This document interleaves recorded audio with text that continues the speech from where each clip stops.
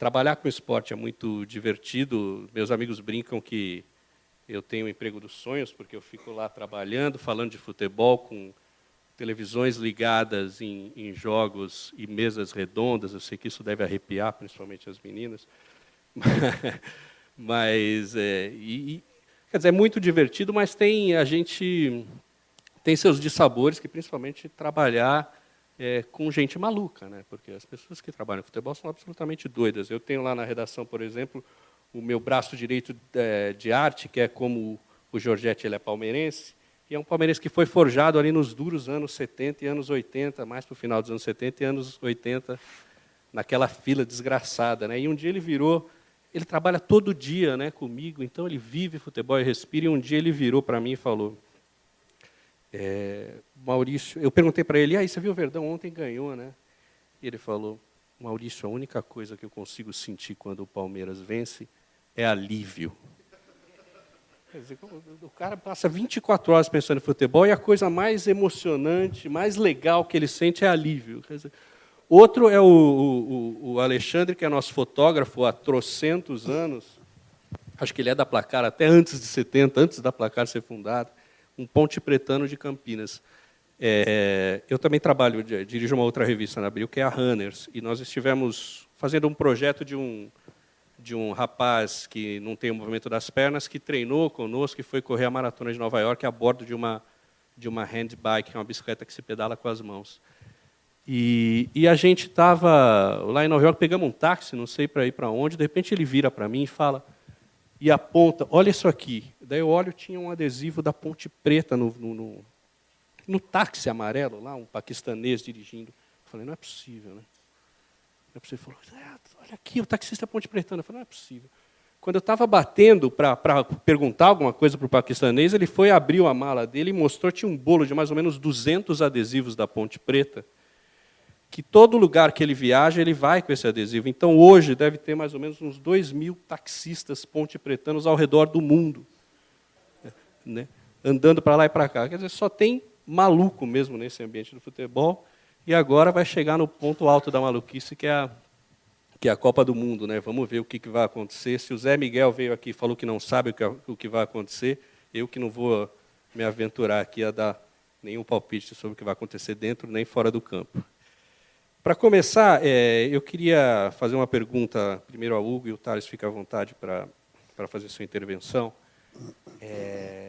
Eu não vejo nenhuma atividade que seja tão presente, importante, monopolize a vida das pessoas no mundo inteiro, seja capaz de pautar relações, horizontalizar relações, quer dizer, o porteiro do prédio, quando ele conversa sobre futebol com o presidente da empresa que está entrando, eles estão ali mais ou menos no mesmo nível, né? Uma coisa que aproxima. Não consigo ver nada que seja tão forte quanto o futebol. E quando a gente olha para as artes, e aí eu falo mais especificamente do teatro, da literatura e do cinema também, apesar de iniciativas nobres e deliciosas como Boleiros, me parece um pouco que as artes têm um certo débito com o futebol. E eu queria perguntar isso para você, Giorgetti. Você concorda, você discorda? O que você acha sobre isso? Bom, eu não sei. Em primeiro lugar, eu não sou exatamente uma pessoa ligada a futebol profundamente. Eu fiz 2 filmes sobre futebol e, inexplicavelmente... E um filme sobre boxe, né, Hugo? E um sobre boxe, exatamente. Talvez eu seja mais ligado a boxe. Mas através de um deles, me convidaram para escrever no Estadão, coisa que eu estou fazendo há 10 anos. Bom, coisa que, se meu pai voltasse à vida, ele ficaria estarrecido, né? Esse cara virou cronista esportivo. Quer dizer, embora eu não faça muito a crônica do futebol, eu sou só um torcedor, e não sou muito fanático, não. Minha predisposição é muito mais de torcer pelo clube do que pela seleção. Eu acho que todo torcedor é assim, desculpe, eu nunca vi no Brasil, a não ser em 1970, quando você nasceu, um delírio coletivo. E aquele foi um delírio coletivo mais pelas circunstâncias históricas daquele momento, que nunca mais se repetiram. Nunca mais. A Copa de 94, nos anos de 2002, não houve delírio algum. Em 70 houve realmente uma coisa tremenda, uma explosão, mais ou menos como são as manifestações hoje, né? Ninguém esperava aquilo. Em 58, o Brasil desfilou para o carro aberto, a cidade estava funcionando normalmente, tudo aberto, todo mundo trabalhando, passou o Newton Santos, o Zagallo, não sei o que lá, com a taça na mão, todo mundo falou, que bonito. E todo mundo foi trabalhar. 62 foi uma Copa que o Brasil ganhou já com um time cansado, ela empolgou, mas não tanto.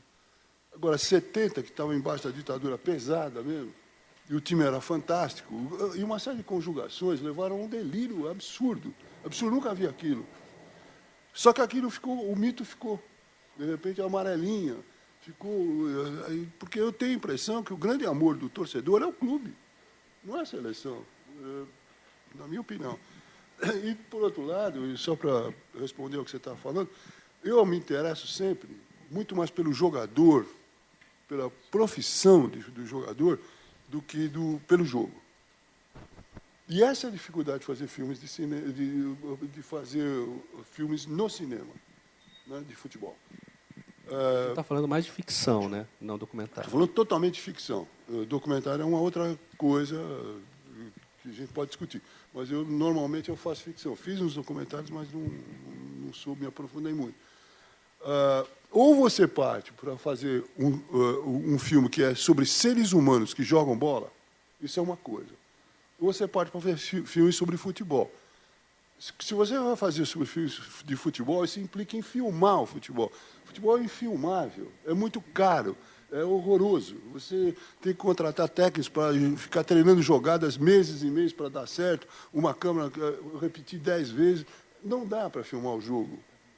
Tanto que eu filmei o mínimo possível. Sempre eu botei em situação em que havia poucos torcedores, tinha uma jogadinha ou outra. É que até o John Huston, né, fez aquele fiasco, né, que é horrível aquele futebol de John Huston, aquele filme dele com o Pelé, tá horrível, né? É horrível. Exatamente. É. Horroroso, né? Bom, principalmente no caso deles, eles nem sabiam como é que era, né? O John Huston. No caso dele, nem sabia o que era futebol, né? Aí também tem dois então, problemas. É muito difícil de filmar. E tem um outro problema, o futebol. Um filme que tinha Michael Caine, Pelé e Sylvester Stallone. Acho que o Sylvester Stallone jogava no gol, inclusive, para meu espanto.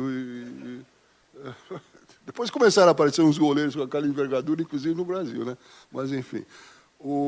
Não, porque se você vai reproduzir o futebol na televisão é sempre melhor, porque tem os verdadeiros jogadores, né? Então não adianta reproduzir. O que me interessa no futebol é o futebol extra-campo, ao redor do campo, pelo campo, nas margens do campo. Como é que é esse ser humano que joga bola? É isso que me interessa. Eu sempre fui um grande admirador do jogador de futebol, principalmente de time grande. Não é brincadeira. Não é brincadeira você chegar num time de camisa com 18 anos, geralmente de uma extração social muito desfavorecida, e encarar uma torcida, encarar dirigentes, treinador, concorrentes ao seu cargo, contusões.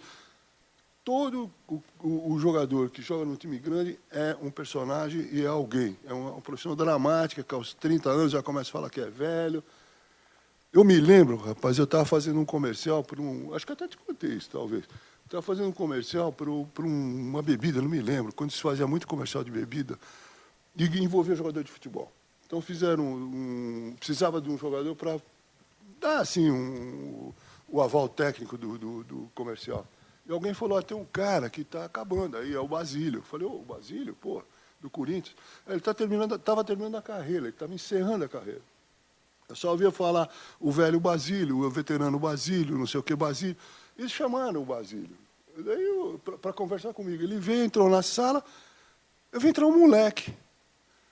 Ele tinha cortado o cabelo, inclusive cabelo curto. Ele tinha 36 anos, 35 anos, era um garoto, pô. Daí, isso que me deu uma tremenda um choque de falar, esse é o veterano Basílio, o velho Basílio, o acabado Basílio. Pô, que profissão é essa? É muito estranho. É isso que me interessa no futebol. Thales, queria que você falasse um pouquinho do filme que você fez, Esperando o Telê. Legal. Como é que foi essa experiência? Você viu o filme? Você já viu? Conhece o filme? Conheço. E que tipo de reflexão você quis passar para as pessoas, ou induzir as pessoas a fazer? Bom, é um filme difícil de ver porque ele tem muito material. Ele é partido pirata, né? O filme, né? Era um momento, eu estava saindo da faculdade de cinema, eu e o meu amigo Rubens Revald, e era o pior momento da história do cinema brasileiro moderno, vamos dizer assim. Não existia nenhuma possibilidade de se fazer nada, né? O governo Collor tinha se liquidado todo tipo de financiamento, um certo movimento que, inclusive, envolvia o cinema de São Paulo. Enfim, o cinema ficou 3 ou 4 anos morto no Brasil, né? Depois houve uma retomada gradual. E a gente queria, de todo modo, fazer um filme. E a questão é que, naquele momento, era 92, 93...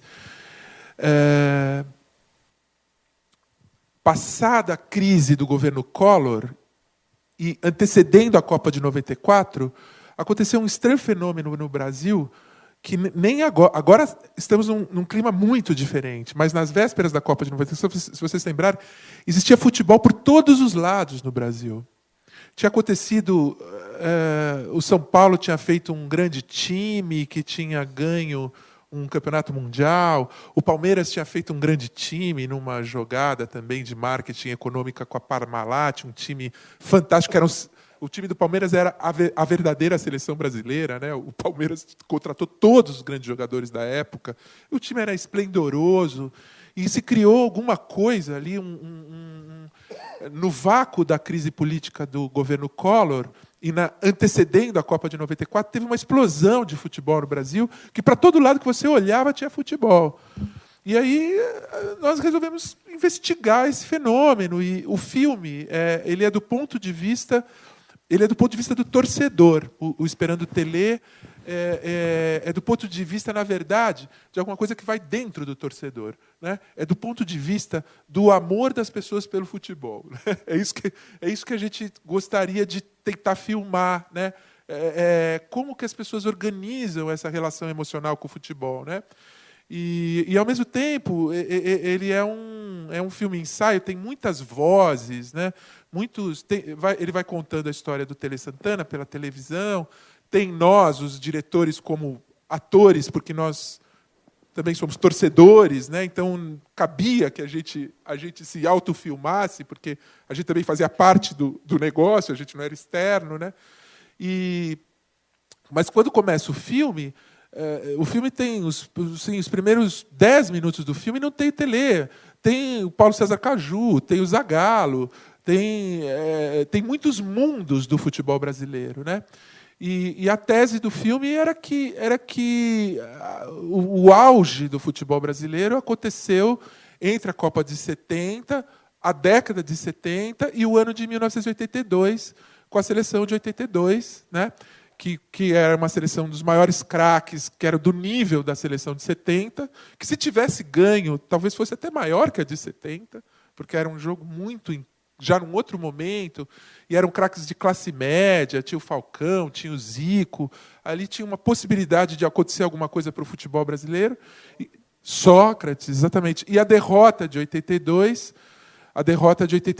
é o começo da derrota geral do futebol brasileiro, né? Porque a partir daí o futebol brasileiro se identifica com o inimigo, passa a buscar a coisa tática e passa gradualmente a investir cada vez mais em marcadores, em volantes, e engessa obsessivamente o futebol. A Copa de 94 foi uma fraude, né? Porque o Brasil ganhou uma Copa com 0-0 nos pênaltis. O Brasil era incapaz de jogar.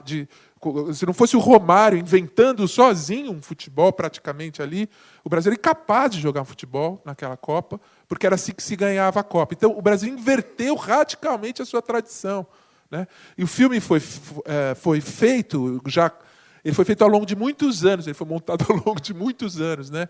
Para sustentar, então, o que aconteceu que a gente desprezou a história do nosso futebol clássico, que que de algum modo foi o que encantou o mundo, que fez surgir o significante, a ideia de alguma coisa que existiria, alguma coisa que aproximaria o futebol da arte, né? Surgiu a ideia de que no Brasil existia um futebol que era arte, né? Que não existe mais. Nós não sabemos mais o que é o futebol, a arte. Nós jogamos isso fora. Isso nós fizemos por nós mesmos. Nós decidimos que nós íamos jogar fora uma história dessa, né? Hoje a gente está vendo o que está acontecendo. A seleção, né, é mais por atavismo, porque o futebol que se joga no Brasil hoje é muito fraco, né? Que é isso que você diz. É um futebol que, quando o seu time ganha, você sente alívio. Porque essa é a situação. O máximo que dá para esperar do futebol é ganhar 1-0, 2-0. Não tem nada lá, né? Empate é normal.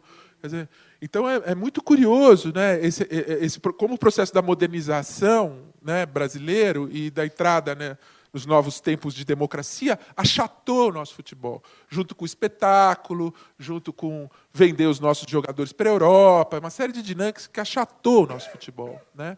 E o nosso filme é radicalmente pró a seleção derrotada de 1982, né? Que era uma verdadeira maravilha, né? Interessante. Verdade. Steve, desculpe. Ele era perfeitamente comparável de 70, se não melhor. Se não melhor. Era incrível, incrível, né? Mas eu acho que começou em 74. O germe disso, dessa destruição, ela se inicia quando a gente perde para a Holanda e, de repente, houve a Holanda se tornou um mito, né? O grande futebol vem da Holanda. A Holanda não ganhou jamais nenhum campeonato do mundo, não aconteceu nada, aquele time foi uma geração privilegiada e nós ficamos com a ideia de que a gente estava errado, porque perdemos para a Holanda de uma maneira muito... Isso mostra muito da nossa maluquice. O livro do Zé Miguel fala muito disso, né? Como a gente joga tudo fora, a gente não consegue continuidade. Aquele time da Holanda era espetacular, inventivo e tal, mas ele era baseado numa coisa. Ele era baseado num craque. Um craque genial. Um craque genial. Agora, o Brasil, a partir de um certo momento... A gente tem que lembrar que em 1994, quando o Brasil foi pentacampeão mundial, o seu Parreira e o seu Zagallo tinham cortado o Romário. Eles tinham cortado o Romário por motivos de moralismo. E o Romário foi convocado no último jogo das eliminatórias Brasil-Uruguai, que aparece no filme, no Tele. A gente filmou esse jogo dentro do Maracanã, porque se o Brasil perdesse aquele jogo, o Brasil já tinha perdido, empatado, tal. Se o Brasil perdesse aquele jogo, o Brasil não ia para a Copa do Mundo. Uma coisa impensável. E eles voltaram atrás, e naquele jogo eles reconvocaram o Romário. Que eles tinham cortado porque o Romário... Isso, porque o Romário é aquilo, como dizia antigamente, mas eu não quero o Romário para casar com a minha filha, né? Eu quero ele para fazer gols, né? E aí o que foi? Vocês não lembram, mas aí o Brasil pegou o Uruguai, que podia perder e não ir para a Copa, uma situação raríssima, e o Romário enfiou 2, foi 2-0 para o Brasil, reverteu o maracanaço de 50, e aí o Romário foi na janelinha, né, no avião, e ganhou a Copa do Mundo, o cara que a direção técnica tinha cortado. É interessante, porque o Tele, ele fica do lado dos poetas, né? E você mencionou que o Romário, quer dizer, o principal artista da época, foi cortado e quase não foi para a Copa por questões moralistas. Morais. Mas quando a gente olha para o Tele, ele também tinha o seu conservadorismo extremo, né?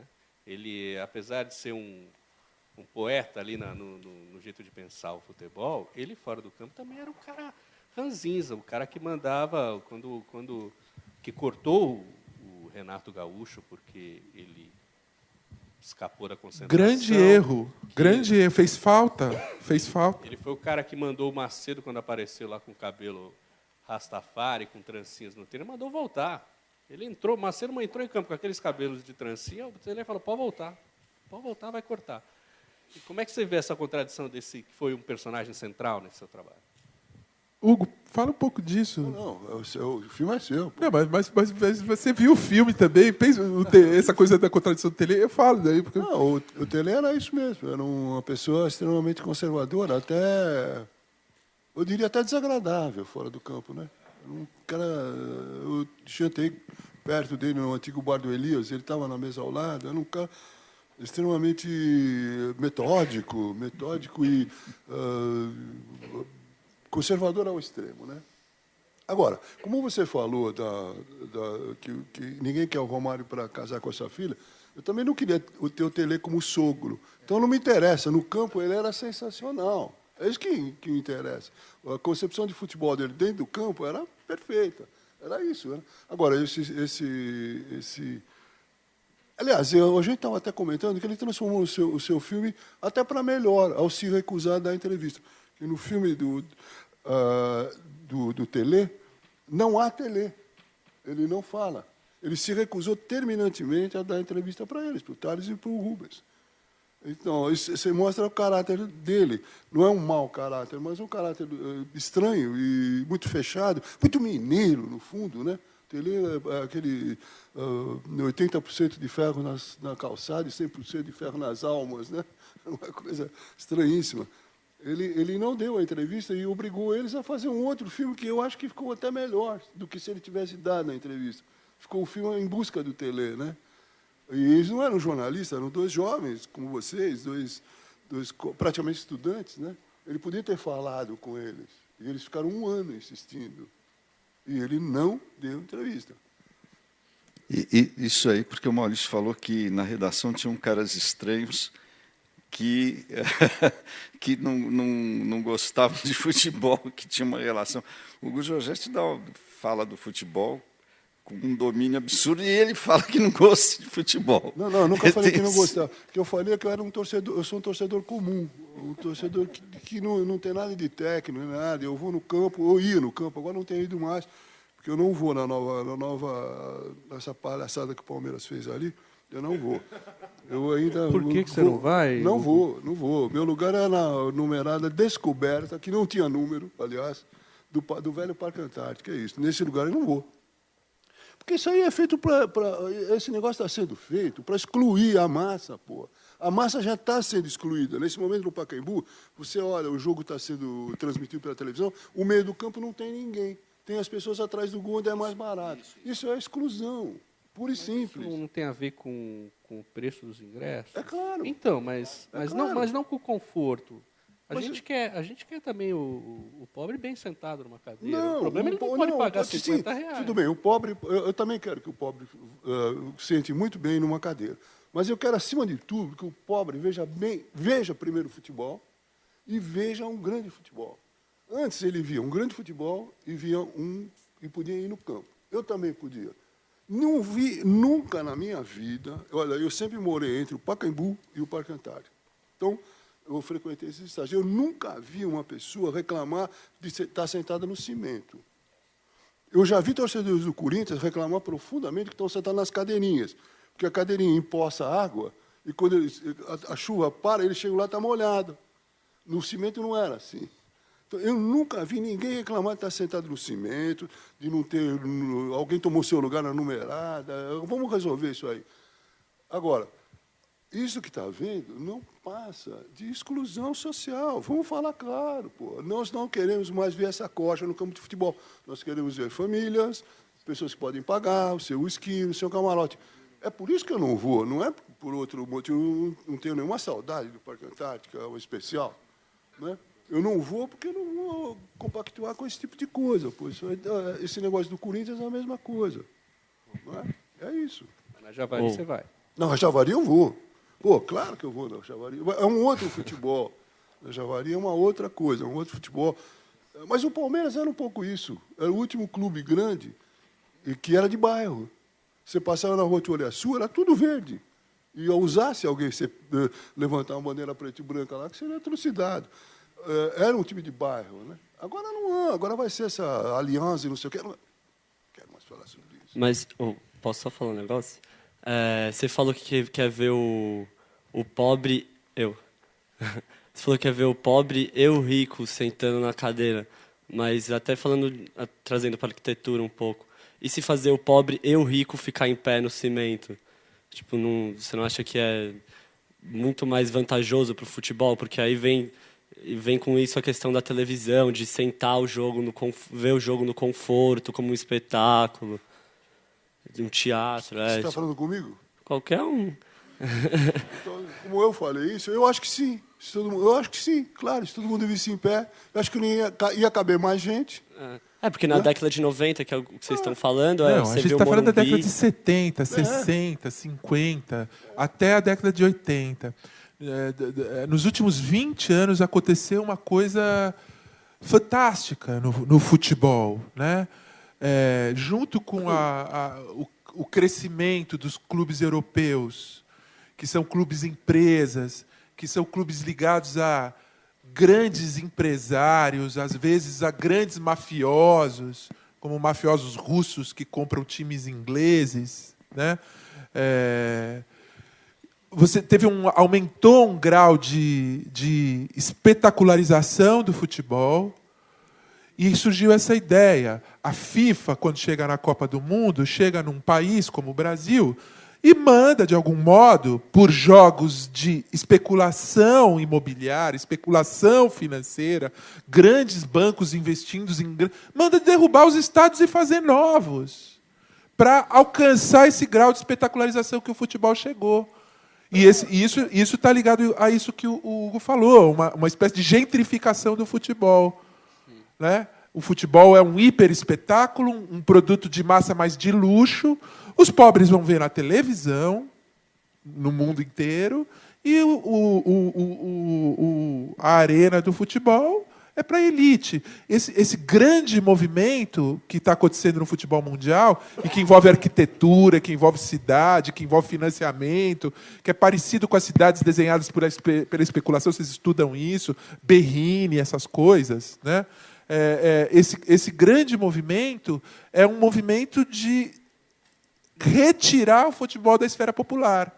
Não é por acaso que nos países, como no Brasil, fica um futebol fraco, né, sem público, e aí você tem esses grandes times mundiais, que são legiões estrangeiras do futebol, que é um futebol puro espetáculo. É um futebol por espetáculo, não tem, sabe? Eu vejo os menininhos lá no consultório de psicanálise, tá, puta que eu pariu. Dá uma tristeza, sabe? Menininho falando do Chelsea, do Bayern. Cara, bicho, na minha época tinha Grenal. Esses meninos sabem o que é bom, entendeu? Eles não sabem como o futebol foi desnaturado, né? Pela uma dinâmica que é uma dinâmica do espetáculo global.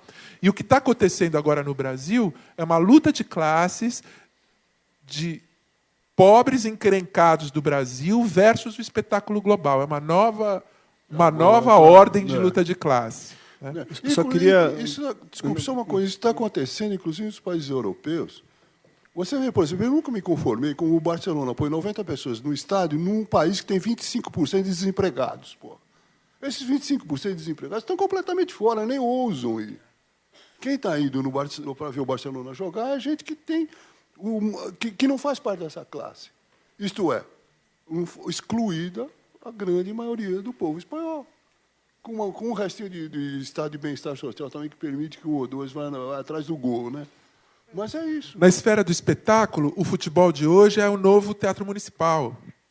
É a nova elite global da grana, né? Isso está acontecendo aí e a gente não consegue um diagnóstico preciso disso. Essa questão do futebol ou da transformação do futebol com o intuito de elitizar através da arquitetura, eu acho é uma polêmica interessante, porque só queria aqui corroborar com a discussão, lembrando que o time do Corinthians, que hoje é tema um pouco dessa discussão, né? Isso está muito pautado na mídia, a transformação do Corinthians por conta, inclusive, desse novo estádio, dessa nova arena. Mas o fato é que a elitização do Corinthians, que realmente vem acontecendo, ela, curiosamente, começa no estádio do Pacaembu, que não houve nenhuma alteração do ponto de vista da arquitetura. É no Pacaembu que o ingresso passa a custar R$300 para ver jogo na Libertadores. O lugar que eu sentava custava R$40 e passou para 150, eu me lembro disso. Então, essa transformação se dá também por uma vontade política, quero dizer, de quem administra o futebol. Não necessariamente pela arquitetura, porque o fato de você desenhar um estádio com condições perfeitas para se ver jogo não determina se... É possível, mas também é muito polêmico mas essa você afirmação. é obrigado a alterar, sim, a arquitetura, eu acho. No Pacaembu, foi desvirtuado. O Pacaembu, arquitetonicamente, foi inteiramente destruído. Você tinha uma concha acústica lá atrás, lindíssima. Mas isso foi não lá interessa. atrás, sim. Não, então, mas isso não é um fenômeno que se dá subitamente. Você vai tendo... Foi o Paulo Maluf que tirou a concha acústica. Claro, isso aí vai, como a gente estava falando, começa muito antes. Né? A história é lenta, na verdade. Né? Essa questão da elitização do futebol como um todo, né? Desse moleque que vai torcer, portanto... Bom, eu vivi a geração dos anos 80 e vi essa transformação também. Porque justamente, é curioso, eu fiquei me lembrando, conversando com um amigo outro dia, do Julinho Botelho, que manda uma carta para o técnico dizendo: não posso defender a seleção brasileira, nos anos 50, se não me engano, porque vou jogar fora do país, não posso defender a seleção brasileira porque não atuo mais no país. Essa postura ética, vamos dizer assim, de comprometida com o futebol nacional, ela vai se diluindo com o passar do tempo. Nos anos 80, eu acho que, eu concordando com o Thales, é onde isso de fato acontece radicalmente, né? Um pouco antes, em 78, o Dirceu defende a seleção brasileira jogando fora, se eu estiver enganado, e depois o Falcão também joga 82 já fora. Mas é curioso que nesse momento de 82, na derrota de 82, todos os nossos heróis são europeus a partir de então. Não há mais nenhum craque no Brasil que consiga permanecer na seleção brasileira, e isso vai se acentuando a ponto de chegar nesse nível. Tudo é elitizado, não só a condição de se ver o esporte, como também os nossos jogadores não ficam mais aqui. Só para terminar com esse negócio de arquitetura, que você levantou muito bem, aliás, você vê como é que se explica que o Pacaembu, que na estreia do Leônidas da Silva, no São Paulo, abrigou quase 60 mil pessoas. Eu vi jogos do Palmeiras e Vasco com 50 mil pessoas no Pacaembu. Agora, abriga 37 mil pessoas, 38 mil pessoas. Para isso, teve que ser adulterada a arquitetura do estádio. Pô. Não tem outro... Por normas legais. De conforto, pseudo-conforto, não sei o quê. O Maracanã... Pois é, o Maracanã, exato. Exatamente. Aquela geral do Maracanã foi extirpada. O que significa aquilo? O problema é político. Né? Político. Não é... Você invade a arquitetura. Mas quem está fazendo essa política, Hugo, é isso. Quer dizer, você falou uma coisa bacana. Você falou, não era melhor o pobre e o rico estarem na arquibancada de cimento? Não só era melhor, como era assim. E foi assim por 30 anos. E isso era democrático. E isso era esse futebol que aproximava as pessoas e tinha um discurso médio da vida social, embora as pessoas se aproximavam só no futebol, né? Saía do futebol, as distâncias eram gigantescas, né? Mas era o que o Brasil tinha para poder conversar entre as classes, era isso, né? Agora é isso. Se fez um estádio novo em São Paulo com o Pacaembu e com o Morumbi. Se derrubou a arquibancada do Maracanã e se reduziu o Maracanã, que cabia 200 mil pessoas naquele... Né? Exatamente. Se reduziu o Maracanã para 60, 70 mil pessoas. É muito interessante o movimento. Todo mundo sentado na sua cadeirinha, né? Comendo pipoca, como se estivesse indo à ópera. Né? E os ingressos vão às alturas, são sorteados no mundo. Tem uma coisa que está acontecendo que a gente não está entendendo, né? Que é a passagem, um outro grau de capitalização. Né? A indústria mundial do futebol, a gente devia dizer assim, né? Que a gente fala indústria mundial do cinema, aí a gente está falando de Hollywood, existe uma indústria mundial do futebol. É a mesma indústria. É a mesma indústria. Mas, Thales, você acha que o futebol, assistir futebol é um ritual primitivo?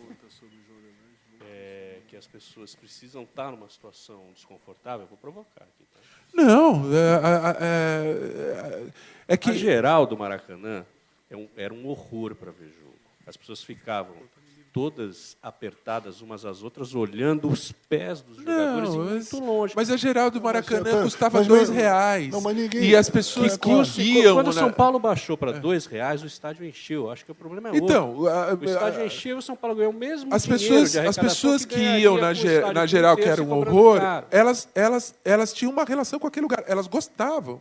Porque elas não conheciam o conforto. Não, e elas não vão Você conhecer conhece nunca, o porque conforto, quem você paga nunca. R$2 para ir na real, nunca, na geral, nunca vai pagar 200 para ir na cadeira, nunca. Mas Não tem conforto para essa pessoa, não tem mais estádio para ela, é isso.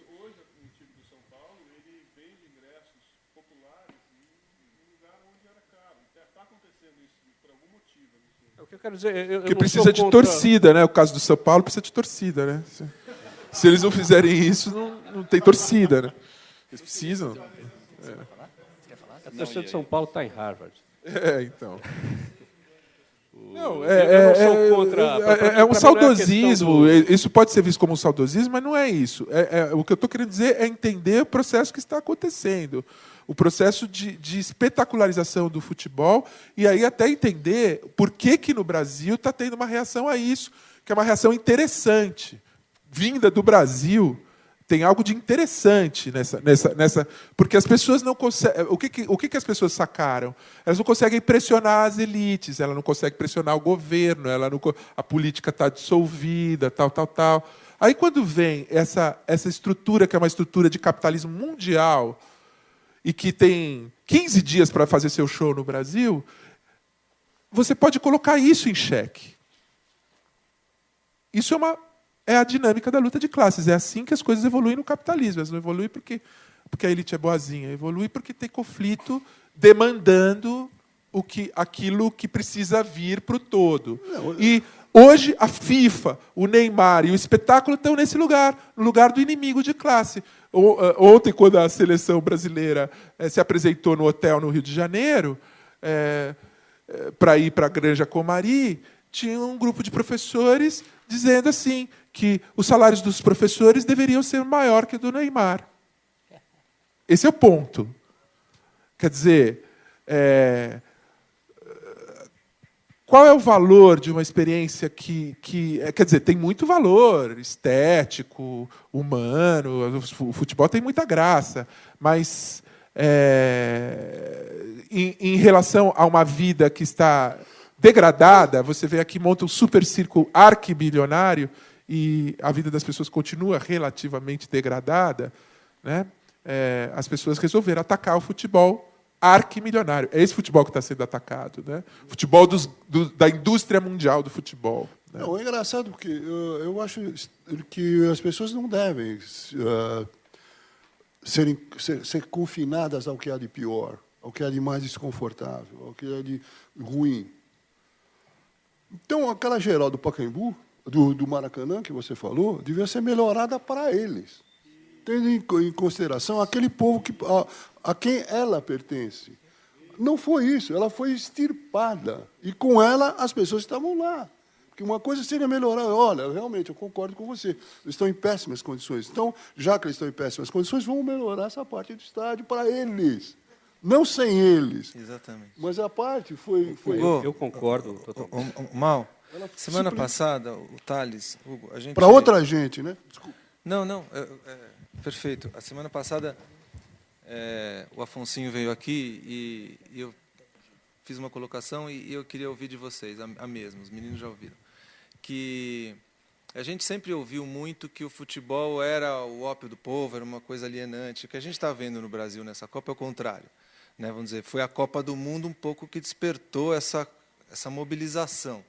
E a minha pergunta é para vocês, se vocês acham que, se não fosse a Copa, se não fosse o futebol, a gente conseguiria tal ordem de mobilização? Vamos dizer, se nesse caso o futebol está tão intrinsecamente na dimensão da nossa cultura que ele, de alguma forma, potencializou esse descontentamento, esse momento que a gente vive dessa luta de classe.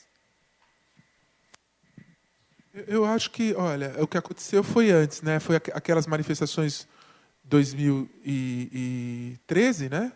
2012, 2013? Junho? Foi Antes da Copa da Junho de 2013. junho de 2013, né? Isso. Isso, mas lembra, foi disparado pelo movimento Passe Livre, que a elite não compreendia como que 20 centavos não podia ser que houvesse tanta energia social crítica por causa de 20 centavos.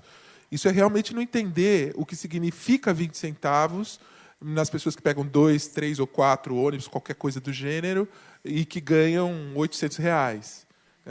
Quem né, é meio Maria Antonieta, né? Pode comer brioches. Né? Não estão entendendo o que é a renda num país de extrema exploração da renda. Né?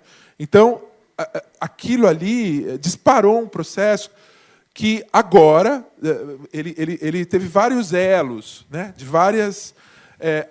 Agora ele é um processo de chantagem política com a Copa do Mundo, eu diria. Né? Existe um financiamento para produzir essa lógica espetacular, e as pessoas. Existem duas posições: aqueles que usam isso para demandar ganhos, e a outra que avalia que o próprio processo do governo com a Copa do Mundo, o que é muito interessante como consciência popular, como consciência democrática. O próprio processo foi um processo mal feito. Né? Quer dizer, em geral, se gastou e se financiou os estádios, 2 ou 3 aeroportos. Né? Mas, por exemplo, a mobilidade urbana, que é a questão do dia, não foi feito nada. Né? Podia-se ter feito o metrô. Ao invés de fazer o Itaquerão, se fazia o metrô até o aeroporto, né? E fazia a Copa do Mundo no Morumbi, por exemplo. Podia ter sido essa a estratégia. Né? Mas não, vai fazer o Itaquerão e não faz nenhum metrô. Né? Então, as pessoas...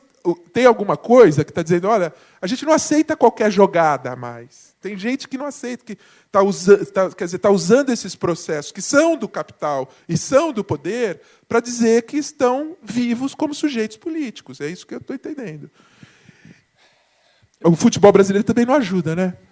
O futebol que está sendo jogado no Brasil não ajuda em nada. Também as pessoas dizem, não, mas o futebol... Eu acho que a história também ela fornece o fenômeno necessário, né? Você tem tensões que vão se acumulando que não são levadas em consideração. De repente, aparece um fenômeno que ninguém espera, que é a Copa do Mundo, que é o fenômeno necessário, que a história forneceu. São aqueles acasos, que parecem acasos, mas não são acasos, são processos históricos. Né? De repente, chegou na hora, pá, era isso que faltava. E tudo corrobora para você girar em torno desse fenômeno, né? Isso é maravilhoso. Quem que podia imaginar que no Brasil, país do futebol arte, a gente ia ter uma Copa do Mundo sobre a polêmica de cidadã, de se a Copa do Mundo está sendo bem feita, se a Copa do Mundo é interessante para as pessoas. Isso é muito bom do ponto de vista... Então, a Copa do Mundo vai acontecer quando o Brasil entrar em campo e jogar, as pessoas vão parar e vão ver como em 70. Mas as pessoas estão dispostas a enfrentar essa máquina espetacular. Isso é importante. Né? Além do que, em qualquer país do mundo tem manifestação violentíssima. Grandes capitais estão acostumados a isso. Qual é o problema? Eu acho que o país está sob controle, porque a ideia que se tem, às vezes, inclusive você lendo a imprensa diária, é que fugiu o controle, o país está completamente desgovernado. Não é verdade. Não é verdade. Não tem nenhuma instituição que esteja fora de controle. São reivindicações normais de qualquer grande capital. É super bonito que os professores do Rio de Janeiro vão, quando a seleção entra no ônibus, diz que queremos salário para os jogadores. Isso aí coloca um problema para o Brasil que é interessante para o Brasil. O Brasil tem que ter esse problema. Esse problema é um problema real. Né? Isso se chama democracia. Democracia é isso. Né? O ano passado, eu tive a oportunidade de ir à Alemanha...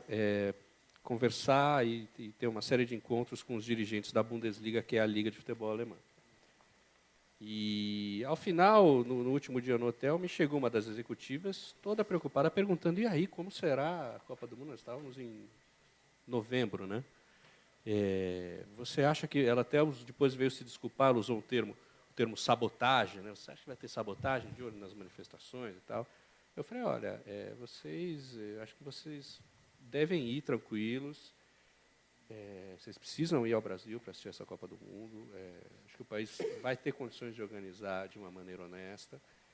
vai ter manifestações, e acho que isso é bom, isso é uma demonstração de uma maturidade. Você não podia imaginar esse tipo de movimento 30 anos atrás no Brasil, e acho que foi muito importante isso que aconteceu. Então, por favor, vocês vão tranquilo para o Brasil, espero vê-los lá. Voltei, no dia seguinte que eu voltei, caiu a arquibancada do Itaquerão e matou 2 pessoas. Ainda bem que eu já tinha voltado, né? Não, mas o fiasco do Brasil não está sendo feito pelas manifestações, está sendo feito pelos atrasos. E quem faz os atrasos são as empreiteiras, são os governos. Aquele que é a parte técnica de ponta do Brasil está mostrando, né, para o mundo, de fato, que é o Brasil. O pessoal achava que o Brasil era outra coisa, mas a gente sabe que o Brasil é isso. A gente sabe que cai a arquibancada, que atrasa, que os caras ficam à noite fazendo, porque ganha mais quando fica no final e ganha à noite. Vocês entendem de obra, a gente que conhece o Brasil, né? O mundo aqui não conhecia o Brasil. E outra coisa grave, que a Copa cai no momento de eleições. Quer dizer, a política entrou no esporte para valer, né? Como nunca tinha entrado nem no tempo da ditadura. Nem no tempo da ditadura. Nem no tempo da... Bom, a Copa de 54, por exemplo, foi jogada 2 meses antes do Getúlio se suicidar. No entanto, não havia ainda essa coisa do futebol ter sido apropriado por essas altas esferas, né? É muito, e tem também assim, disseminado por toda parte a sensação de insegurança, né? E não é de hoje. Eu me lembro que quando a Itália veio aqui na Copa das Confederações, o Balotelli, que é negro, portanto é um cara que tem uma afinidade epidérmica com o Brasil, no certo sentido, resolveu sair do hotel. E ele saiu do hotel e começou a andar por Salvador. Bom, saíram 18 mil guardas atrás do cara, procurando ele por toda a capital. A Roma Negra, né? É. O cara estava em casa, né? A Roma Negra. É. Né? O cara que estava perfeitamente em casa, ele estava conversando com pessoas que vendiam acarajé, sei lá o que ele estava fazendo, todo mundo rodeando ele, na maior... E se disseminou, então, a ideia de que a gente está em convulsão social, que não é verdade. Pô. Nós estamos com reivindicações, pô, só isso. Bom, estamos falando de futebol. Alguém quer O fazer futebol alguma se pergunta? politizou, né? Por 2 movimentos, né? Vou fazer uma pergunta, então. Uma provocação para ambos. A gente, uma coisa muito boa que aconteceu aqui ao longo desses 3 encontros foi ver a complementaridade e o diálogo que houve entre, né, todas as perspectivas. O Zé Miguel, primeiro, depois o Afonsinho com o Zé Paulo, Florenzano, e agora vocês dois, mais o Maurício, Thales, Maurício e Hugo. Então, acho que tem um conjunto de questões e de reflexões que a gente conseguiu, de uma certa forma, organizar com essas conversas. Isso é importante do ponto de vista dos seminários, da escola, etc. E tal. Então, isso acho que é uma coisa que alegra. Agora, eu queria fazer uma pergunta, que é o seguinte, mais até dirigida ao Thales, num sentido provocativo, mas, em parte, também ao Hugo. Gostaria que ambos respondessem. Todo esse movimento que vocês descrevem é claramente um movimento, digamos, de 2 ordens, né? Uma ordem, enfim, são 2 andares em disputa, né? Um andar popular, uma cultura, digamos assim, popular, um futebol visto como cultura popular e vivido como experiência popular, como experiência livre, aberta, enfim, todas essas coisas que o Hugo enfatiza. E, por cima desse futebol, uma espécie de grande casta internacional de senhores negociantes, né, que enxergam nesse dispositivo, ou nessa prática social urbana, porque o futebol é fundamentalmente um elemento de cultura urbana, tá certo?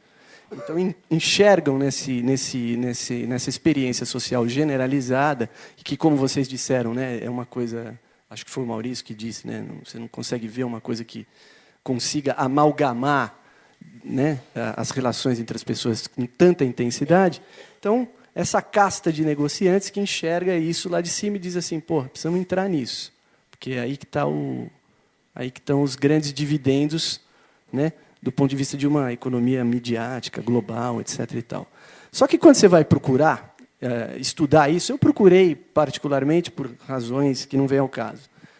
Você não acha, né, estudos ou trabalhos ou teses ou São pouquíssimos, são raríssimos os casos em que você encontra algum tipo de reflexão mais sistematizada sobre este problema.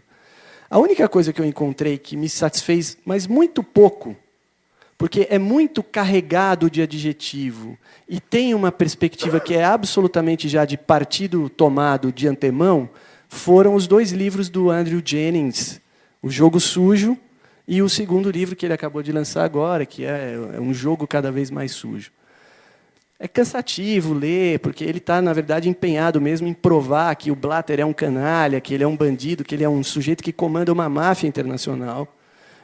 E ele, de fato, parece que consegue provar isso. Inclusive, ele tem sido chamado, né, a testemunhar em diversos processos contra esses caras. Mas o livro é interessante, nesse sentido, ele me satisfez um pouco, porque foi o único lugar onde eu encontrei alguém que tem uma visão clara de que houve um determinado momento da cultura futebolística mundial, que foi em 1974, segundo ele, em que os caras tomaram a decisão proposital e planejada de envolver o futebol nesse grande espetáculo do qual a gente está se queixando hoje, né? Que foi quando, segundo o Jennings, o Avelange, já o Blatter, que já estava envolvido, quer dizer, é uma turma que está lá no poder há 30 anos, 40 anos. Quando eles, né, observam, e a partir de um conluio com a Adidas, eles dizem, não, está tudo errado. O que dá para fazer de dinheiro com essa história é uma grandeza. A gente é que não sabe organizar, vamos organizar isto. E eles começam a organizar.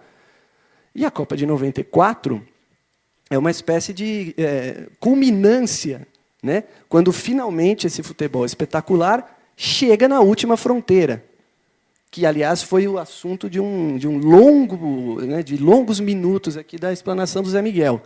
O problema americano, né, o problema Estados Unidos, quer dizer, é o lugar que o futebol nunca conseguiu conquistar. Então, na Copa de 94, faz-se um esforço, não por acaso essa culminância se dá em 94, quando vamos para os Estados Unidos e vamos tentar envolver, né, todo o dispositivo midiático americano nessa grande operação.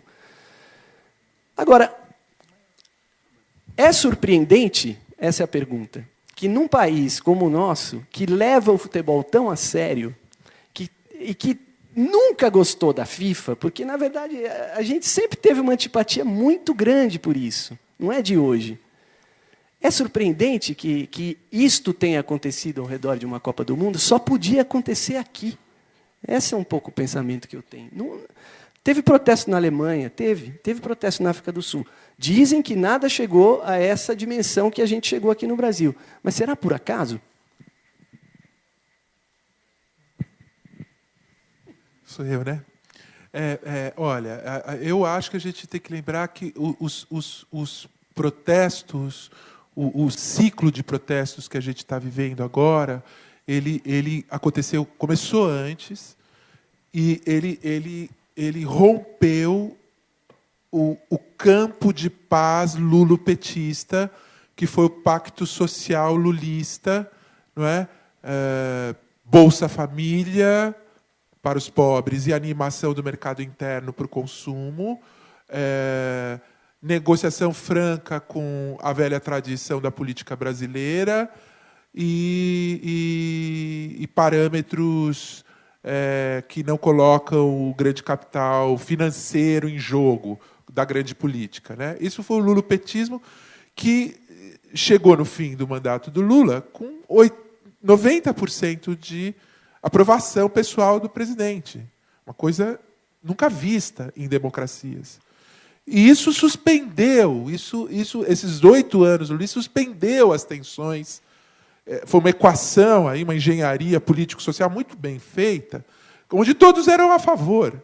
Estavam todos a favor. Os pobres estavam contemplados de um jeito, a política estava contemplada de um jeito, o grande dinheiro contemplado de um jeito. Aconteceu alguma coisa em 2013 que, por causa de 20 centavos, esse negócio veio abaixo, ruiu, explodiu. Acabou a bolha. A bolha política petista acabou, explodiu. E, desde então, está acontecendo esse movimento. Agora, eu acho que faz sentido isso que você está dizendo. Quer dizer, faz sentido a gente pensar do mesmo jeito que só o Brasil poderia até recentemente, ter o futebol altamente técnico e ofensivo, que o Brasil exportou ao mesmo tempo que matou. O Brasil vendeu para o mundo a ideia e matou internamente. É o Brasil o lugar onde essa crítica pode ser feita, talvez. Né? Nós temos aqui também uma longa experiência com cartolagem autoritária, articulação de cartolagem com o poder. O Jovelan já era um cara ligado à ditadura. Quer dizer, temos uma longa história, né, de máfia de grande porte no futebol. Né? Então, realmente, talvez seja um momento até também de maturidade dessa consciência também. Né? Eu não sei, eu acho que é muito complicado. Esses fenômenos que acontecem com a violência, é muito difícil, no calor do momento, você perceber a abrangência deles e, sobretudo, as causas deles. Né? Muitas dessas causas estavam acontecendo há anos e eram nos subterrâneos, a gente não percebia. A história é assim, né?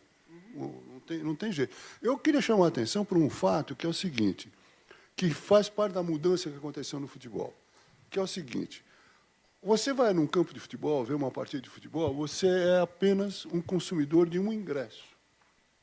Quando você está na televisão, você é um consumidor dos comerciais, além do jogo. Quer dizer, estão te vendendo. Na medida que você faz parte de uma sociedade de consumo cada vez mais sofisticada e que precisa de compradores, o futebol no campo não interessa mais. Não tem, por isso que você faz esses estádios para uma pequena elite, porque, na realidade, o ideal era que não tivesse nem eles. O ideal era que no estádio não houvesse ninguém e que o jogo pudesse ser televisionado e só as pessoas na televisão pudessem assistir com os comerciais. Porque quem domina esses negócios, são as grandes corporações, que instruem suas agências de publicidade, que fazem os seus comerciais. Então, é isso, que sustentam a televisão. Então, por isso que a Globo, por exemplo, ela determina o horário dos jogos no Brasil. Como é que uma pessoa pode ir ao estádio de um jogo que começa às 9h30 da noite? 10 horas, tem jogo 10 horas, 10 horas da noite. 10 horas. Quer dizer, está se obrigando a pessoa a não ir ao jogo. Ela não interessa mais. Então, uma sociedade que procura consumidores com essa voracidade tem que devorar o futebol mesmo. O espetáculo vai se manter. Por uso de costumes, eu acho que a gente vai ficar anos vendo esse futebol ruim. Ninguém consegue, porque ele foi tão grande, tão exuberante, tão bonito, que você acaba ligando na expectativa de que aquele fantasma ressurja. Eu, às vezes, vejo aquela camisa verde, eu acho que eu estou vendo o Rivaldo. Eu espero vê-lo. Né? Claro que não é, não haverá mais. Né? Mas, por usos e costumes, você fica vendo aquilo. E é isso que é o desejado, que você fique lá, porque o que interessa é o intervalo, não é o futebol. É quem está patrocinando, aquelas musiquinhas antes, o comercial antes. É isso que interessa hoje. O Maurício, só uma observação. Vocês não acham que esse fenômeno que acontece com o futebol, dessa apropriação, quando se percebe que existe uma cultura popular forte, essa apropriação se dá? Essa apropriação se deu com a Rádio Nacional, essa apropriação se deu quando surgiu a televisão, essa apropriação se deu com o samba, com a música popular brasileira, aconteceu essa apropriação. Quer dizer, o samba, mais ou menos. O capital sempre se apropria daquilo que ele vê a massa produzindo e eles acham.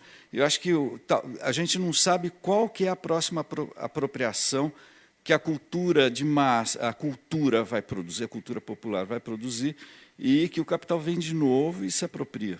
Quando ela for uma massa de consumidores razoáveis, eles vão para lá. Eu acredito que muito do que se faz contra as invasões que se fazem nos países islâmicos é porque os islâmicos consomem muito menos. Eles não são uma sociedade de consumo. Então, para você invadir o Iraque, tirar esses loucos de lá com o negócio de Ayatollah... São fronteiras de mercado. Né? E fazer eles consumir coisa, pô. Vão vender coisa para esses caras. Eu acho que se trata... Mesma coisa que aconteceu com a escravidão, né? Lá, do sentido contrário, acabaram com a escravidão brasileira. A Inglaterra acabou com a escravidão no Brasil, né? Vocês sabem, né? Foi a Inglaterra que perseguiu navios brasileiros, entrou nos portos, atirou. Em 1850 falou, acabou a escravidão, não tem mais tráfico ilegal. Tal. Tinha tráfico interno. Né? Porque a Inglaterra queria vender coisa para o povo brasileiro. E uma nação de escravos não é uma nação de consumidor. Claro. Então, aí o capital era modernizante.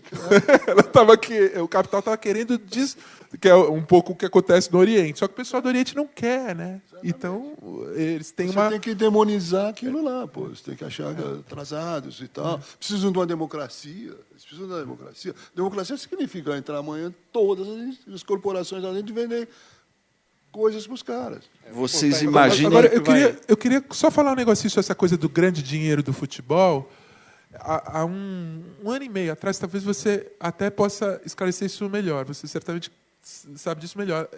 Eu li no jornal que houve um movimento, Platini, que hoje é um cartola de alto coturno lá europeu, colocando um problema que a FIFA do Platini, que talvez seja um pouco diferente da FIFA do Valk, do Blatter, ia controlar o excesso de dinheiro, que na verdade é uma falsificação de dinheiro nos negócios dos clubes europeus. E não vai controlar nada, porque aí tem lavagem de dinheiro mundial. Mas aí o que o Platini dizia é o seguinte: tem clubes que devem 200 milhões de euros em jogadores e não vão pagar. Então, esses clubes, o Milan... Eles são impedidos de contratar. Eles estão impedidos de contratar, exatamente. Quer dizer, aí esse excesso de dinheiro, que não se sabe de onde vem, que é um dinheiro, né, faz essas super seleções, que são esses clubes, um pouco o que aconteceu aqui no Brasil, um pouco com o Palmeiras, um pouquinho, com o Corinthians, depois um pouquinho. E isso distorce toda a dimensão esportiva do jogo. Se você junta num time o Ósio, o Cristiano Ronaldo e o Neymar, você desequilibra, né? Agora, é muito louco, porque, por outro lado, aí tem o Barcelona, que tem uma política diferente, tem uma política nacionalista, que é da própria... Que é a história da Catalunha, né? Que são os meninos de Barcelona mesmo que vão subindo, que vão jogando, um terrão e uma escola profunda de futebol, né? Está mudando. Mas, curiosamente, eles têm grandes meios de campo, e eles precisam dos atacantes sul-americanos, né? É muito interessante, né? Que é o problema da Espanha. A gente pode dizer, para quem gosta de futebol, graças a Deus que a Espanha não tem atacantes, né? Se tivesse, a gente estava ferrado com o meio de campo deles, com o toque de bola deles. Se eles tivessem um Romário, se eles tivessem um gênio da área, a gente estava todo mundo fodido. Eles iam dominar o futebol por 15 anos, né? Mas aí o que acontece? O que acontece, assim, eu estava um dia lá na Europa, não vou dizer em que lugar para não ficar parecendo besta, mas era um lugar bonito da Europa. E eu estava para sair, estava lá, né, eu e minha companheira, a gente ia sair e tal, um lugar super bonito e tal, ela estava tomando banho e começou a passar, isso uns 4 anos atrás, no auge do Barcelona, começou a passar Barcelona e Chelsea, essa Liga dos Campeões deles lá. E eu comecei a ver o jogo na televisão. A moça saiu do banheiro e falou, vamos jantar, vamos, não sei o que. Eu falei, olha, espera um pouquinho, deixa eu terminar esse jogo. Porque o jogo era realmente espetacular, né? Não tinha um passe errado, não tinha um lance que não fosse de alta consciência, né? Então também é muito perverso isso, né? Porque essa hiperconcentração de dinheiro e de craques vai gerando um futebol transfigurado, né? A gente vê o futebol deles é transfigurado. Isso não é o jogo. Então, isso é espetáculo, é quase videogame, né? É quase exige. videogame. É um negócio louco. Claro. Né? O futebol exige o cabeça de bagre. E isso, tem que ter... Existe um cara ruim no meio dos grandes. Né? Isso, tem que ter o craque junto com o cabeça de bagre, que aí quando dá a bosta que é legal, que é divertido. Você xinga. Tem que ter, pô. Você não errar passe é monótono, pô. Você errar passe, você fala, pô, não é possível, eu dava esse passe, pô. É isso que é o futebol, né? Aí tem que trocar esse jogador, que lê no seu filme, né? Porra, né? Eu vou dar um exemplo que vocês vão perder algumas noites de sono, mas eu vou ter que dar esse exemplo. Tem um time nos Estados Unidos, é o Sporting Kansas City, que é o time que tem a maior taxa de ocupação do estádio da principal liga, que é a MLS, lá nos Estados Unidos. E funciona assim. Primeiro, eles reformaram um estádio pequeno, lá para Sporting Kansas City. O estado construiu lá um estádio para cerca de 35 mil pessoas. A primeira coisa foi colocar um Wi-Fi de última geração. Então, as pessoas vão lá, elas chegam, elas têm lá uma rede Wi-Fi que você clica, já aparece. No telão, antes do jogo, a pessoa abaixa um aplicativo do time e começa a jogar e a mandar tweets que aparecem no telão. E ela começa a apostar dentro daquela rede interna em, por exemplo, que minuto que vai acontecer o primeiro escanteio. Quem que vai fazer o primeiro gol de que time e tal. Começa a apostar. Então, é um outro tipo.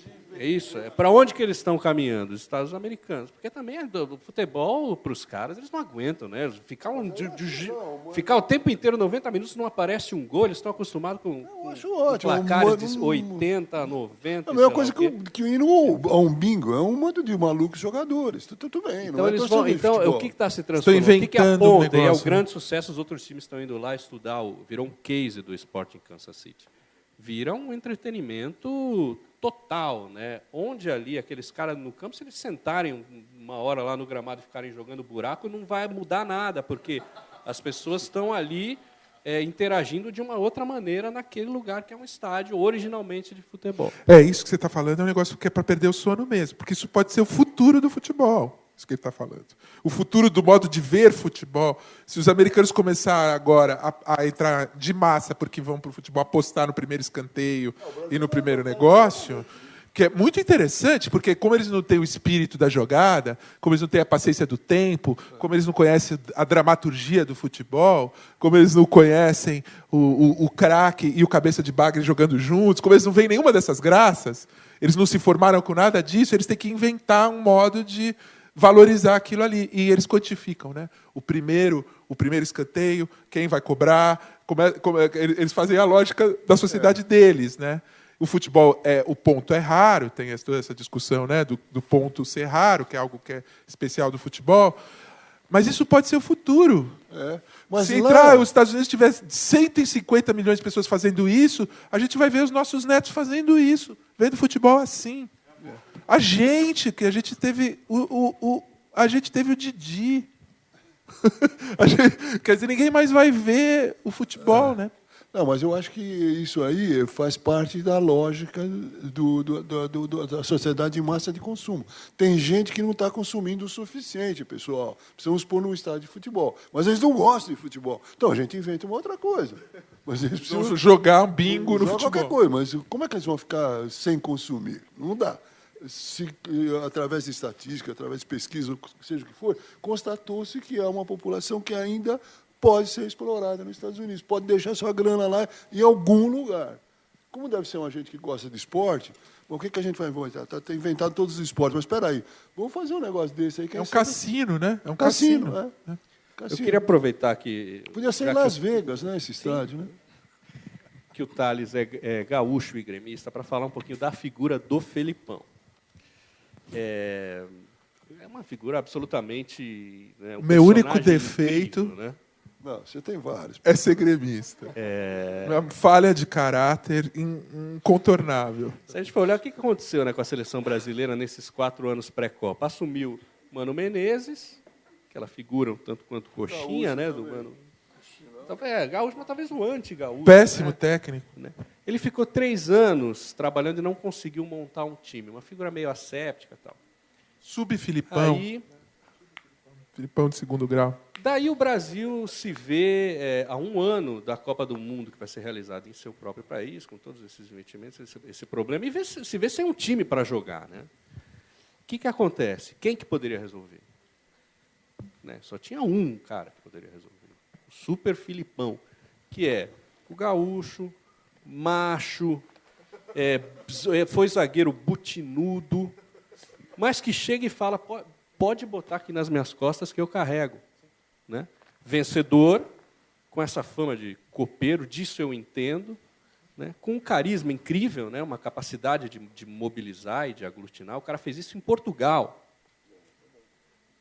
Ele foi lá, o gaúcho foi para Portugal e uniu o país ao redor do time de futebol. Né? Portugal virou um time grande, fora as consequências que teve ali internamente para a autoestima, pelo menos durante aquele período.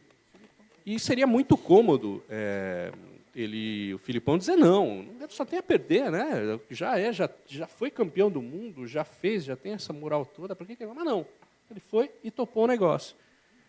E daí ele vai, monta o time, e em um mês o Brasil ganha a Copa das Confederações do jeito que ganhou, subjuga os campeões do mundo no Maracanã, e apronta os 11, não é apronta o grupo, apronta os 11 titulares para estrear contra a Croácia um ano antes. E quando a gente pensa no Tele, o Tele é outra onda, né? O Tele é muito menos o cara que dá a cara para bater. Essa seleção brasileira, as figuras mais proeminentes são o Neymar, que é o grande craque, e depois é o Filipão, não tem Thiago Silva, Fred. Os outros são ali figuras quase coadjuvantes, né? E eu queria que vocês dois avaliassem um pouquinho essa figura, comparando um pouquinho com o Tele, mas a figura do Filipão como esse nhonhô dos anos 2010 que a gente, na hora do aperto, correu para o colo dele, e ele nos pegou, nos embalou e está nos trazendo em condições de enfrentar esse troço. Maurício, desculpa, só fazer uma observação aqui. É que eu estava tão aflito com o futebol, vocês estavam falando, está começando a ficar muito aflito. Essa coisa tão ruim, tão difícil que está, e eu concordo plenamente, que eu queria emendar com essa pergunta assim, vocês acham que nós vamos ganhar a Copa ou não? Assim de simples. Eu quero ouvir o Hugo sobre o Filipão, mas eu vou falar primeiro por causa da minha prerrogativa de gremista. Então, eu conheço bem a história do figura. Ele veio do interior do Rio Grande do Sul, lá. Ele jogava no Caxias, era zagueiro botinudo, de terceira categoria, zagueiro, como se dizia no passado, back de fazenda. Né? O Filipão era um back de fazenda. Mas ele começou no interior do Rio Grande do Sul e foi para o Grêmio. E aí ele montou no Grêmio um time que, na época, é interessante lembrar, o time do Filipão, que eram com jogadores, bons jogadores, mas nenhum craque, não tinha nada de especial no time. Mas o time do Filipão ganhou do Palmeiras, do Luxemburgo, que depois mudou de técnico, ganhou do São Paulo do Tele, ganhou... o time do Filipão, do Grêmio, ganhou de todos os grandes times da época. E era um time que tinha... se dizia aqui em São Paulo que era um time violento. Ele não era um time violento. Ele era um time extremamente aplicado taticamente, que marcava loucamente, marcava no ataque. No Brasil nunca tinha se visto isso. Marcava no ataque, marcava no meio de campo, marcava na intermediária. E tinha vários momentos, eu vi esses jogos, tinha vários momentos que acontecia um fenômeno curioso. O jogador do time adversário pegava a bola, Palmeiras, São Paulo, e acontecia alguma coisa no time do Filipão que tinha 2 caras em cima do cara. Se o cara passasse, tinha um terceiro. O time se complementava, ele tinha uma perfeição na coisa da marcação, e foi assim que ele anulou esses grandes times. Palmeiras da Parmalat e o São Paulo do Tele. Ele anulou. Depois disso, nós sabemos o que aconteceu. Ele veio para o Palmeiras, teve sucesso no Palmeiras, foi para a seleção, e aí você tocou no ponto. O Filipão, ele não é o Tele, mas ele está muito longe de ser a pasmaceira o Filipão é um técnico altamente competitivo. Os times do Filipão, eles podem não jogar para ganhar de 3, de 4, eles não jogam. Eles jogam para ganhar. O Filipão não joga para empatar. Ele joga para ganhar. O time dele ganha de 1-0, de 2-0, de 2-1. O time dele faz o gol e anula o adversário, que foi um pouco o que o Mano Menezes aprendeu com ele, tentou fazer no Corinthians, vários técnicos, o Tite, com o Corinthians, isso aí virou uma escola do Filipão, exatamente. E que vamos dizer assim, é a adaptação bem-sucedida do futebol europeu ao Brasil, com todos esses elementos carismáticos, que esses elementos carismáticos são da velha tradição brasileira, né? O Filipão, a seleção brasileira estava completamente esgarçada, perdida no espetáculo. Antes da Copa de 2002, 98, foi o piripaque do Ronaldo antes da Copa, tudo misturado, televisão, empresário, mulheres, show, espetáculo. E o Zagallo, quando o craque da seleção ficou doente, ele estava dormindo ficou. E quem escalou o Ronaldo na final de 98, que o Brasil tomou 2 gols de cabeça do Zidane no meio da aula, foi a Nike. Quando o Filipão voltou, ele falou, não, isso daqui acabou, isso da porta para fora, aqui sou eu e os meus jogadores. E ali o Filipão faz alguma coisa do tipo João Saldanha. Ali tem alguma coisa do velho conhecimento dos boleiros. Ele fala alguma coisa no ouvido dos caras ali que a gente não sabe o que é. Né? E aí que está a mágica, e aí que está. Eu acho que realmente o Filipão é um estilo completamente diferente de futebol, uma concepção de futebol muito diferente, mas ele é o sucessor do Tele nesse sentido, que é o novo futebol brasileiro, que é eficaz e que é vencedor. O Filipão não joga para empatar. O Filipão jamais diria o gol é um detalhe. Ele jamais cometeria essa covardia. Né? O que o Filipão diz? Não, nós vamos com tudo. Nós vamos com tudo. Nós vamos ganhar desses caras. Nós estamos nos preparando para ganhar. Ganhar daquele jeito. Um time inteiramente aplicado, não é? Esperando uma oportunidade para matar o adversário, que pode ser qualquer uma. Com a Espanha, agora foi muito louco. Né? Ele fez um troço muito louco. Ele sabia que ele não tinha bola para tocar em cima da Espanha. Né? Então, o que ele jogou? Ele jogou com o Maracanã lá e com a torcida ensandecida, e ele deu um abafa. Né? Ele deu um abafa de 20 minutos na Espanha, que saiu o primeiro gol. O primeiro gol saiu com 5, 6 minutos. E foi assim, ele sabia que ele ia pegar a Espanha no susto. Falou, vamos pegar esses caras no susto. Eles acham que vão botar a bola no chão e vão tocar? Vamos fazer um negócio aqui, vamos enlouquecer eles. Nós estamos no Brasil. Vai lá, Fred. Ele falou uns negócios assim, né? Fred, é com você. Assim, eu vou te dizer o que o Filipão... O que eu acho que o Filipão faria em 98, quando o Ronaldo teve o piripaque, se fosse o time do Filipão. O Filipão faria o seguinte... Eu acho. Se o líder fosse o Filipão ia afastar o Ronaldo, não ia ter Nike, não ia ter porra nenhuma. O Filipão ia chegar no vestiário, ia chamar o Edmundo, que era o substituto, ia dizer assim, Edmundo, você está entendendo o que está acontecendo? Você é um predestinado, Edmundo. Ele ia virar para o grupo e ia dizer assim, vocês aí já jogaram com o Edmundo? Vocês já tomaram a bola no meio da perna do Edmundo? Já viram o Edmundo acabar com vocês? Já perderam para o Edmundo? Quantas vezes todos vocês aí perderam para o Edmundo? Edmundo era um craque. Era um grande jogador que ia entrar na final da Copa do Mundo. Isso é uma puta oportunidade para um técnico fazer chover. E aí ele ia dizer, agora, Edmundo, você vai lá, arrebenta com esse jogo, vamos acabar com isso e a gente vai dedicar essa vitória ao Ronaldo, que está doente, infelizmente não vai jogar. Esqueçam o Ronaldo. Esqueçam o Ronaldo. Agora é futebol, agora é playtime, é hora da diversão, vamos para cima deles. Né? O time entrou em campo como? Com o Ronaldo. Zonzo tinha acabado de tomar um Valium, o médico deu um Valium para o Ronaldo, botou o Ronaldo em campo que a Nike mandou, e o time inteiro olhando para o Ronaldo para ver se o Ronaldo não ia quebrar. O Ganso toma Valium antes de todo jogo e não tem essa. Fim do primeiro tempo, 2-0 para a França, com 2 gols. Com 2 gols do Zidane, de escanteio do Zidane subindo no meio da área do Brasil, sozinho, cabeceando para o chão. Quer dizer, o Brasil não entrou em campo. Como que o Brasil conseguiu fazer isso? Isso é impossível com o Filipão. O Brasil sempre vai entrar em campo, pode até perder, mas vai entrar em campo. E isso resumindo, o Filipão é um craque. Né? O que você falou é um craque. Né?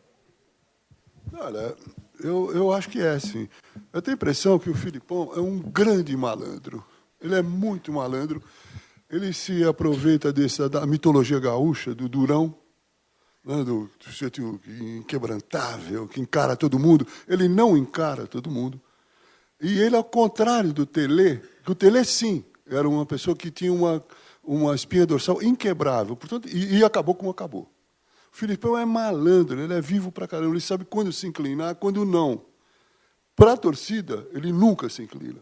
Mas a gente sabe que ninguém trabalha dentro da CBF senão dentro de certas regras, certas condições, tem que abaixar a cabeça por várias coisas. E ele faz uma boa seleção, o que ele deve abaixar e o que não. Claro que numa coisa dessa da Nike ele não ia abaixar, né? Porque perdido por perdido ele ia.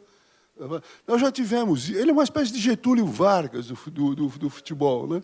Você tem um bonachão quando precisa, Durão também quando precisa, Gaúcho, etc. Ele faz uso de toda uma tradição brasileira. Eu acho que o Filipão é o grande, fora o Neymar, ele é o grande representante do Brasil futebol arte, com esses técnicos meio malandros, que teve, aliás, um ilustre predecessor, que era o Oswaldo Brandão, que também era gaúcho, que também não jogava nada, que conseguiu ganhar títulos no Palmeiras e no Corinthians. Ele é ídolo tanto no Palmeiras quanto no Corinthians, que tinha uma postura assim, austera, um sujeito carrancudo, e que ele falava, provavelmente, como você falou, coisas dentro do vestiário que ninguém sabe o que é. Quer dizer, na verdade, o Filipão faz parte daquela tradição de técnico que sabe que o jogo se ganha no vestiário, não é no campo. Como treinador de tática, aliás, eu não vejo nenhum. Como torcedor, eu nunca vi um cara mudar jogo dentro do campo, mas no vestiário, né? Quer dizer, saber tratar o boleiro é impressionante. Isso aí ele é impressionante. Mas eu não acho que ele seja uma novidade no futebol brasileiro. Ele é uma tradição. Ele representa o que a gente tinha de melhor. Né? Por isso que ele ganha.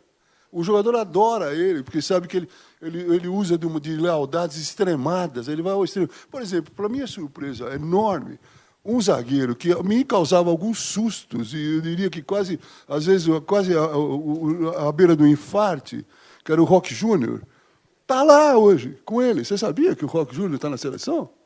O Roque Júnior faz parte da comissão técnica da seleção brasileira como observador. Ele jogou muito na Europa, fracassou várias vezes na Europa, mas também era um cara malandro que conseguiu ficar lá um tempão, não sei como. Ele deve saber. E o Filipão incorporou o Roque Júnior, hoje está lá.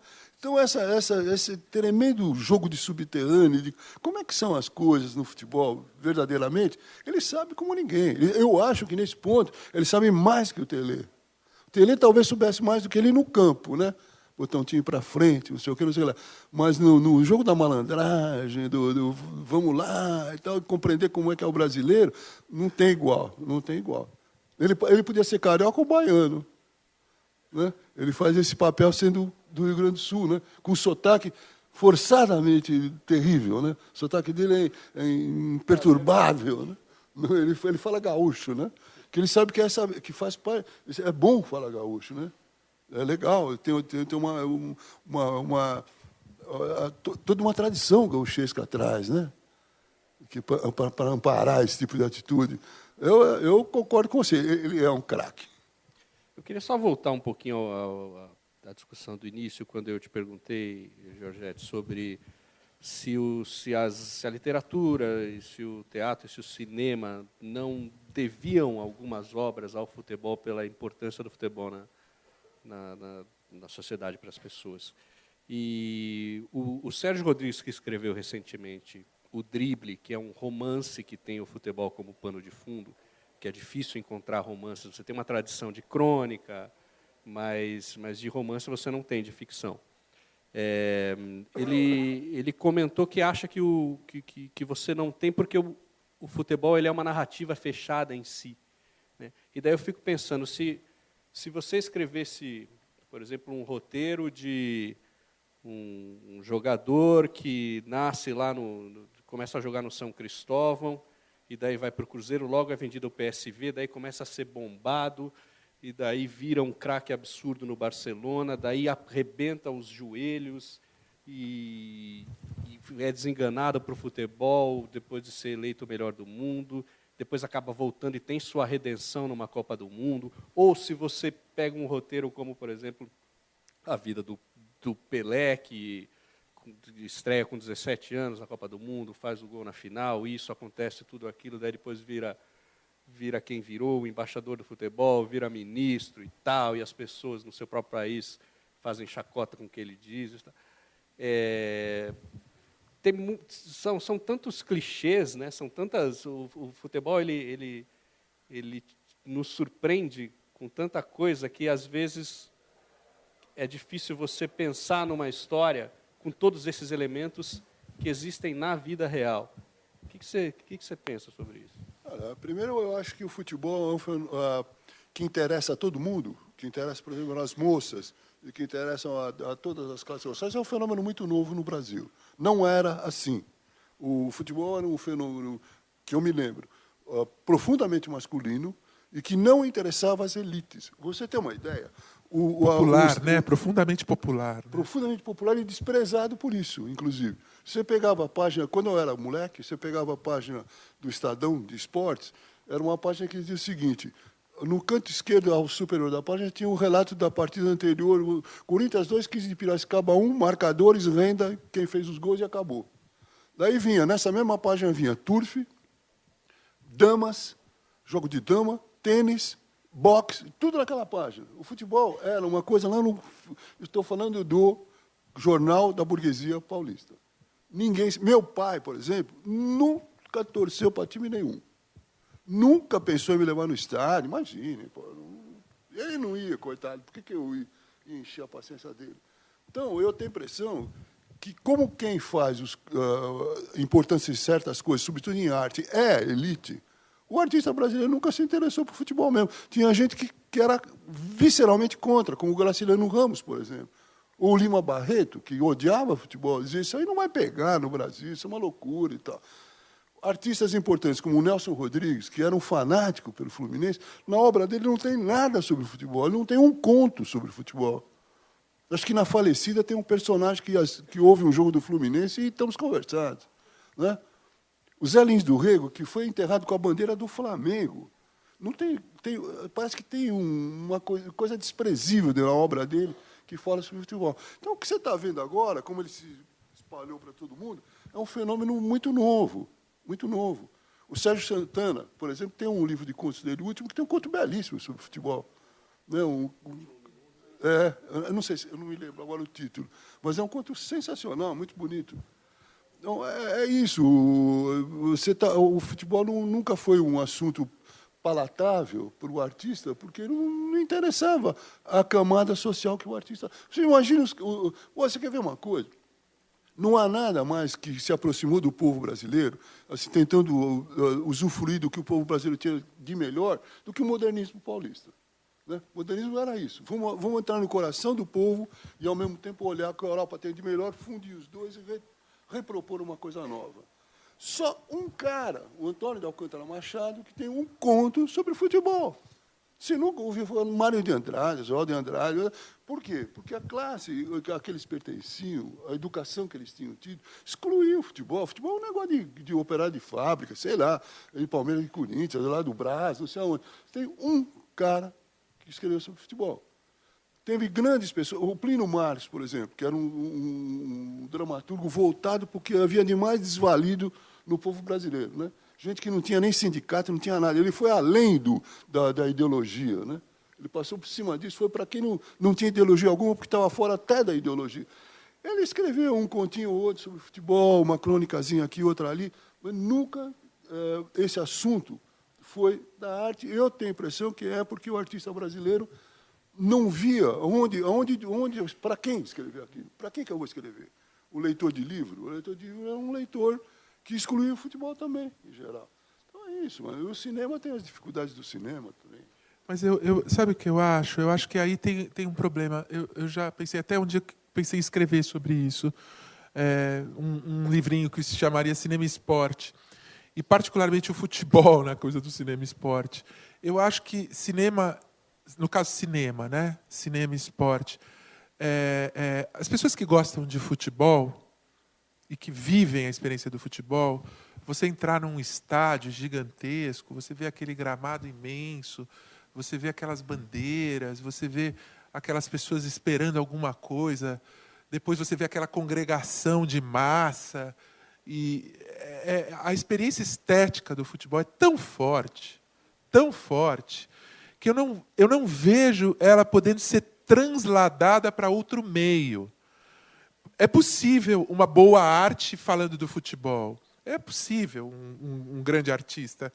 Mas a experiência do futebol vai sempre ultrapassar. Ela é em si mesma. Ela é a experiência da vida. Ela não, o futebol é um espetáculo maior que o cinema. Eu diria isso. O jogo não tem dúvida nenhuma. Para quem gosta de futebol, ir ver um filme sobre futebol, o cara vai ver o Corinthians jogar. Exatamente. É muito menor. O cinema é bom para falar da vida, é bom para falar da política. O cinema é ótimo para falar da política. O cinema é maior que a política. O cinema enquadra a política. Mas o cinema não enquadra o futebol. O futebol é maior que o cinema. É uma coisa complexa isso daí. Mas ele enquadra os jogadores, né? Mas ele enquadra os jogadores. Sim, todas essas histórias que ele está falando, né? Quer dizer, por isso que no Tele, uma coisa que a gente evitou foi a gente falou, não dá para filmar o futebol, dá para filmar, como você falou, a periferia, dá para filmar o amor pelo futebol, dá para filmar o modo que as pessoas inventam o futebol. Mas o futebol, quando a gente quer um pouquinho de futebol, a gente manipula a televisão, que é o que as pessoas já têm. Histórias humanas. O Paulinho Majestade dava um longa, né? Dava um longa. Provavelmente. Maurício, uma pergunta da plateia aqui. Não é muito uma pergunta, mas é mais para concordar com uma coisa que você falou, que o futebol é uma narrativa em si, que também é isso que o Thales falou, que não dá para reproduzir. E não sei, eu queria compartilhar que eu senti muito isso outro dia, porque eu particularmente, eu não gosto de futebol, eu não entendo direito as regras, assim, tipo, já tentaram me ensinar, tipo, o que é impedimento, e eu fico, tipo... Você está pronta para ser jornalista esportivo. Que sabe? E eu fico, tipo, o que é essa linha imaginária? Né? Eu nem sei de onde é essa linha imaginária, eu não entendo.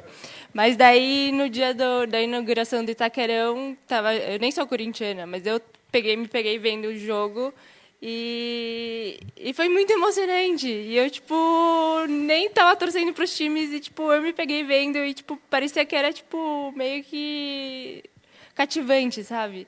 E eu acho que futebol tem isso, né? Que você falou, que você entra em campo e daí tem essa emoção. E é uma narrativa que é meio que... Parece que é tipo meio que uma ópera, porque você começa, só que no começo da partida você não sabe direito quem vai ser o vilão, quem vai ser o herói. Só que chega no final da partida você já sabe quem foi o herói que fez o gol, quem foi o que frangou, quem foi... E acho que isso que é o interessante do futebol, que é bacana. E isso que tipo, pega uma pessoa que nem eu, que nem gosta de futebol, e que é interessante. Fica imaginando a gente, aqui nós roteiristas de cinema, tentando escrever e bolar o que aconteceu na final da Liga dos Campeões entre Real Madrid e Atlético de Madrid. Os elementos que a gente tinha que criar. Quer dizer, dois times da mesma cidade que são rivais, um mega milionário, o outro que conseguiu recuperar a sua fidalguia, que tinha ganho o Campeonato Nacional, que tem como seu principal craque um brasileiro nascido em Sergipe, que recusou a seleção brasileira para ser convocado pela Espanha, e que está machucado, mas mesmo assim ele vai num pai de santo na Sérvia,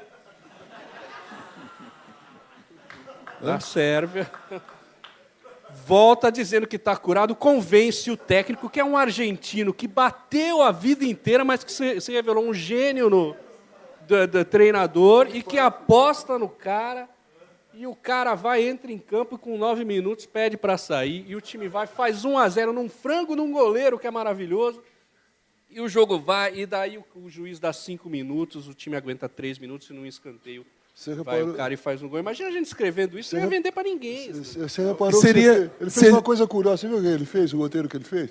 Ele fez um roteiro que ele falou 5 ou 6 minutos sobre coisas que não tem nada no campo, depois 9 minutos que tem no campo, depois você falou uma frase e pulou para o final da partida. Quer dizer, você evitou todo o futebol. Todo o jogo você tirou do lado. E isso dá um filme. Quando você tira do que está no campo para se preocupar com o ser humano que está lá, com o cara que foi na macumbeira, não sei aonde, né? Isso aí é assunto de roteiro, de assunto de cinema. O que está, não. O que está, você liga aí a ESPN e você vê o jogo.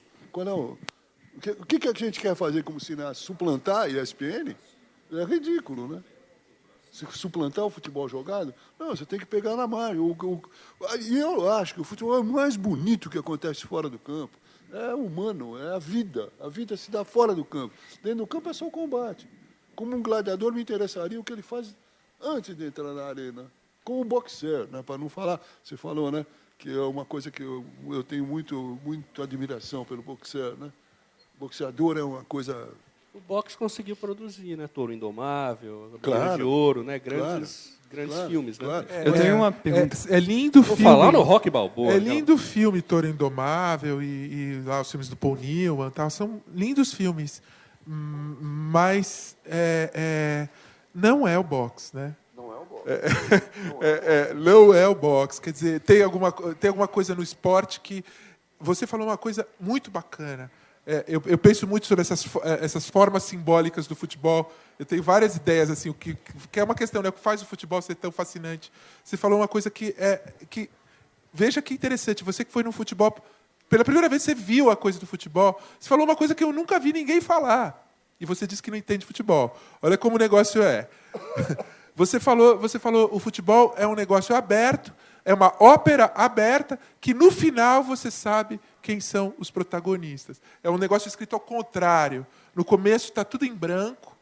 E esse que é o problema. O cinema sempre vai te dar a ideia de que houve um artifício. O cinema vai montar o jogo. Mas o cinema monta, artifício. ele é artifício. E o futebol, não. O futebol não é artifício. O futebol é alguma coisa que beira a vida, né? Ele tem um timing, né? Que é um timing da existência, né? Ele é técnico, altamente técnico, sobre todos os aspectos, a técnica fina do jogador, o time, o técnico, tudo, mas ele é aberto, ninguém sabe o que vai acontecer. O cabeça de bagre pode virar o gênio do dia, o gênio pode tomar um cartão vermelho, o Zidane pode ser expulso porque deu a cabeçada num beck de fazenda italiano. O futebol é uma ópera. Que falou mal da irmã dele. Que falou mal da irmã dele, que é futebol. Que a gente não sabe o que os caras dizem ali, a gente sabe que está rolando. O Maradona, ele era um jogador excepcional, mas ele era um gênio dessa coisa operística do futebol. Era um gênio, era realmente, porque o Maradona ele tinha 2 jogos. Ele tinha o jogo técnico dele impecável, sublime, mas é isso, o futebol está sendo jogado nos tempos mortos. O craque está jogando o tempo todo, né? O craque está enfeitiçando o inimigo. Tem um poema magnífico, né, do João Cabral. Tem coisas bonitas sobre futebol. Sobre Ademir da Guia. Sobre Ademir da Guia, né, que está apodrecendo o inimigo. O Maradona, encostava nele, ele caía, bufava, girava, levantava, abria os braços. Sabe, ele ia fazendo aquele negócio, Chegava um momento que o time adversário estava preocupado com o Maradona. Porque o Maradona, ele ia chamando a atenção de tal modo. Quando o time parava para olhar para o Maradona, ele botava a bola no chão, jogava no canil e queria fazer um gol. Era tudo cena de uma ópera. Né? Mas você nunca sabe quando vai acontecer, se vai acontecer. Né? Olha, só assim, a gente... Pode dar 0-0, pode não acontecer nada. Né? Faltam 18 minutos para terminar o jogo. E o teatro tem colocado a gente para fora. Então, tem uma pergunta aqui na plateia, e a gente só saber que a gente tem 18 minutos para o... A minha pergunta é em relação à figura humano no futebol, né? Será que hoje a gente tem espaço para o Romário, craques como esse aparecerem? Onde eles estão? O futuro desses personagens? Será que eles ainda estão crescendo na periferia? Da onde eles podem surgir? Essa é a minha questão. Também tinha uma questão, vamos ouvir também a questão dele, que aí a gente... Né? Mais uma questão. A gente agora... É só uma... Enfim, vocês acabaram falando bastante, mas eu ia perguntar o que vocês diriam sobre a tradição brasileira de filmar futebol, coisas tipo Canal 100, etc. e tal, porque... Isso aí. Bom, eu acho que eu vou te dizer da sua pergunta. Toda época vai ter seus craques. O craque... não existe futebol sem craque. cada configuração de jogo e de tática, de mundo, vai ter seu craque. O craque de hoje é o Messi, que é um Zico mais rápido, não pode se dizer que é mais central que o Zico, mas é que o time do Zico, o time inteiro tinha uma estrutura, era um pouco diferente. O Zico jogava mais livre que o Messi. Mas o que o Messi faz com pouquíssimo espaço, que é o pouquíssimo espaço que dão para ele, é uma fábula. E o jogador que você citou, o Romário, ele foi o jogador brasileiro que chegou meio perto disso. Quer dizer, o Romário ele jogava em qualquer espaço. Ele podia jogar com lances largos, dribles longos, grandes corridas e grandes lançamentos, ou ele podia, como aconteceu na Copa dos Estados Unidos, que não tinha espaço nenhum, ele enfia a chuteira por trás do zagueiro, dá um bico na bola e a bola entra. Quer dizer, o Romário era um craque do tempo em que o espaço se encurtou, né? Ele achava o espaço. Exatamente o que o craque faz é isso, é achar o espaço. Mas se eu entendi bem, eu acho que ele falou também de um outro aspecto. Você está falando, o craque vai sempre existir, o personagem, acho que não. Né? Que muitos craques traziam dentro dele, o caso do próprio Romário, uma carga de personagem, de pessoa de exceção, de singularidade, né? Que é isso que interessa para a arte. Né? Não interessa o homem comum não interessa para a arte, interessa o homem incomum. Né? Isso eu acho que está se perdendo. Isso eu acho que é isso que você quis dizer?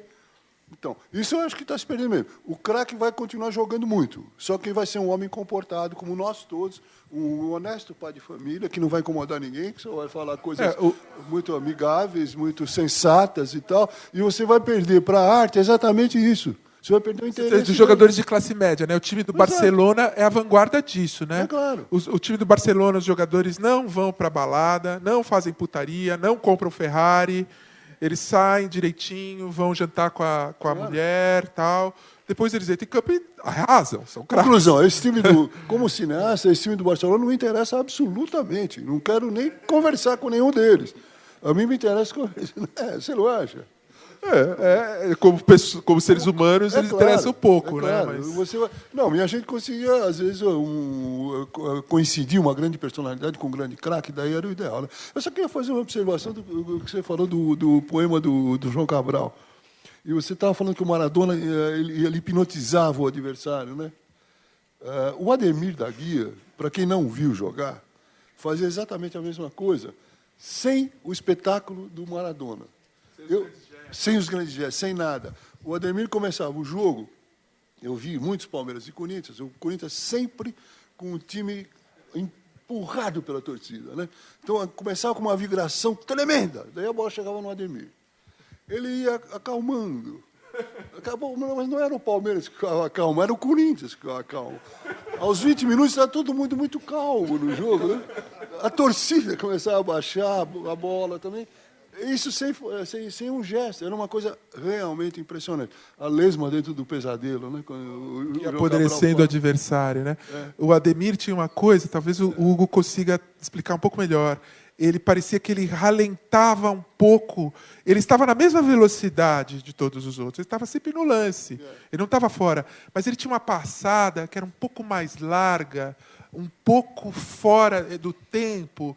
Então dava esse efeito. Parecia que o jogo ganhava outra velocidade. E, com isso, ele ia hipnotizando a lesma, o João Cabral de Melo Neto, a lesma de dentro do pesadelo que vai apodrecendo o adversário por causa desse lentidão. É a lesma que vai virando o pesadelo do adversário.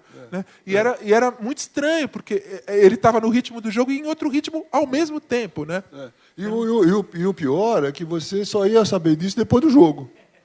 Porque no campo não acontecia nada. Era um fenômeno quase imperceptível. Você não via por que acontecia aquilo. Depois do jogo você viu que ele destruiu o jogo. Que ele destruiu. Ele acabou com o jogo. Ele sozinho acabou com o jogo. Você nem viu direito como, mas era ele o tempo todo. Né? E olha a sabedoria popular, a coisa incrível do futebol. Esse jogador foi chamado pelas pessoas de... Divino. Tinha o rei Pelé... E o Ademir da Guia era o divino. O Zagallo é tão... Em primeiro lugar, eu acho que o Zagallo foi um grande jogador, ao contrário de outras pessoas que acham que ele foi ruim de bola, eu acho que ele foi um grande jogador. Mas ele era uma besta como técnico, né? Ele, em 74, ele deixou o Ademir na reserva, né, até o último jogo.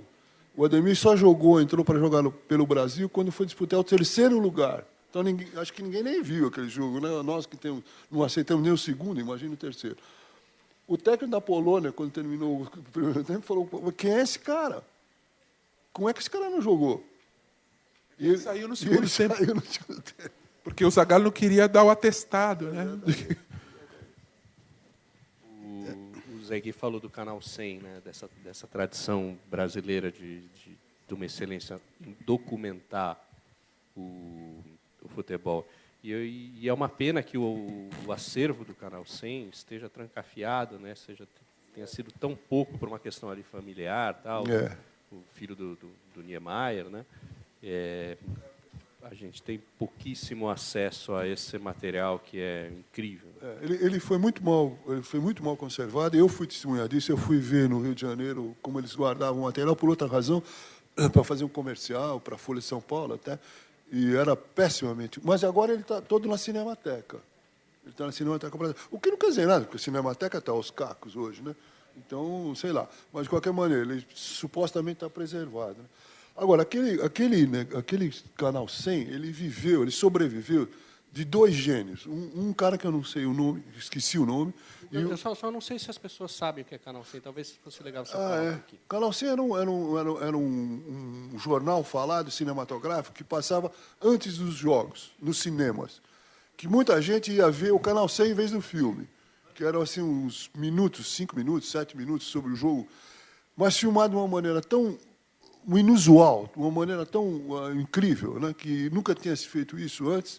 Eu acho que foi a única vez que se capturou o futebol mesmo, né, que contaminava o resto do filme. As pessoas ficavam tão empolgadas. E a música era linda. E a música era uma coisa carioca. Geralmente era Fla-Flu. Ele era do Rio, tinha mais que fazer isso mesmo, né? Mas era uma coisa empolgante. O que ele viveu disso? Ele viveu de dois... O Francisco Tortura, eu lembro perfeitamente que eu vi o Francisco Tortura atuando. Eu vi ele no campo. O outro cara, que eram duas câmeras. Então, o que eles fizeram? Eles tinham duas câmeras com lentes teleobjetivas de 600 milímetros. Para quem gosta de fotografia ou de cinema e tal, quanto mais você tem uma tele, mais o foco fica horroroso. Porque você está... Eles iam em close do jogador. Se você fizesse qualquer movimento, saía de foco. Ele, com uma tele, 600 milímetros na mão, o Torturra, ele acompanhava o cara o jogo inteiro, ia para o pé, ia para a bola. Então, era um jogo que conseguiu pegar o detalhe da imagem, né? Conseguiu pegar a expressão não da torcida, porque isso aí todo mundo sabe, mas do cara que fez o gol, ou do goleiro, em close. Era muito bom. Mas isso foi graças a dois cameramen excepcionais. Eu ouvi esses caras trabalhando e falei, não acredito. Às vezes eles tiravam do tripé e faziam na mão, câmera na mão, com aquele negócio aqui na frente. E uma música é muito emocionante. Ele mesmo fazendo foco, é uma coisa de louco. E isso mostra que o Canal 100, ele até hoje, é uma vanguarda da estética de filmar o futebol. Até hoje. O futebol que a gente vê na televisão é muito pouco explorado na sua dramaticidade, nos seus tempos mortos. Poderia ter um futebol muito mais poderoso se tivesse a influência do Canal 100, né? Grandes lances não são vistos em detalhes. Foi eu contratar o Torturra, ele está aí, ele está velhinho, mas acho que ele faz ainda. Talvez ele faça. Já pensou uma Globo filmando futebol desse jeito? Aí ficaria incrível. Até esse futebol aí melhoraria, né? Nos anos 70, os europeus fazem experiências de filmar futebol a essa maneira nossa. Eu sabia. Depois, recentemente, o Gordon e o Barrenou fizeram sobre o Zidane, que é claramente um filme inspirativo. Me parece que a música foi melhor sucedida, né? Em entrar no futebol e interagir. Tem algumas coisinhas. Tem um poeminha do Oswald de Andrade, lá no Pau Brasil, que é uma maravilha, né?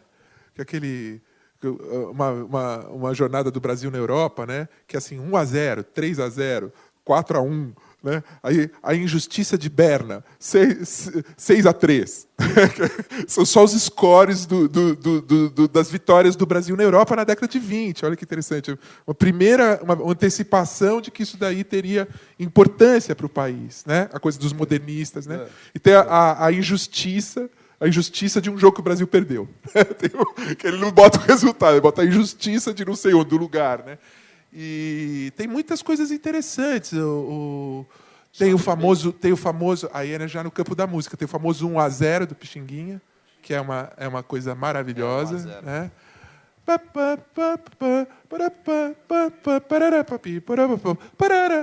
Que já antecipa o Garrincha, né? Que é a coisa da finta, do drible, né? A música tenta pegar a ginga, né? E tem os gênios do Jorge Ben. Tem 3, né? Um Babaraúma. O Jorge Ben tem o Fio Maravilha. né? Que é a principal, né? Que escreve o gol, né? Fora referências, né? Porque o futebol é um negócio eminentemente urbano, né? Quando o Brasil se urbanizava, ele passou a... Né? O Noel Rosa, no Conversa e Botequim, qual foi o resultado do futebol, né? Ele pede o resultado do futebol. Tem a música do Chico, que é elegante, é elevada. Né? Mas o cinema é mais difícil, porque o cinema vai artificializar o futebol. Eu acho que o que tem de mais sensacional são os hinos dos clubes cariocas feitos pelo Lamartine Barbo. São obras-primas.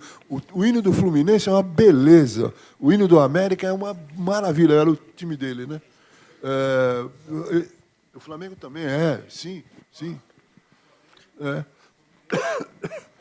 E os times paulistas são ridículos. O do Palmeiras é ridículo, né? Completamente. É bonito, mas é muito... É uma marcha guerreira, né? É uma coisa... A história é bonita, é um episódio real. Hugo, eu não posso deixar de te perguntar sobre Paulinho Majestade. Qual foi a inspiração dessa história? Você mesmo escreveu? Como é que foi o processo para construir? Foi eu mesmo que escrevi. A inspiração do Paulinho Majestade vem de um grande jogador do Santos Futebol Clube, da Seleção Brasileira, que morreu a semana passada e que foi objeto de 3 linhas no jornal e foi subjugado pela morte do Washington, que também foi um grande jogador, mas que nunca foi de Seleção Brasileira. O Joel Camargo, esse é o inspirador do Paulinho Majestade, e me chamou a atenção quando eu vi uma notícia que o Joel Camargo tinha colocado à venda os troféus dele da Copa de 70.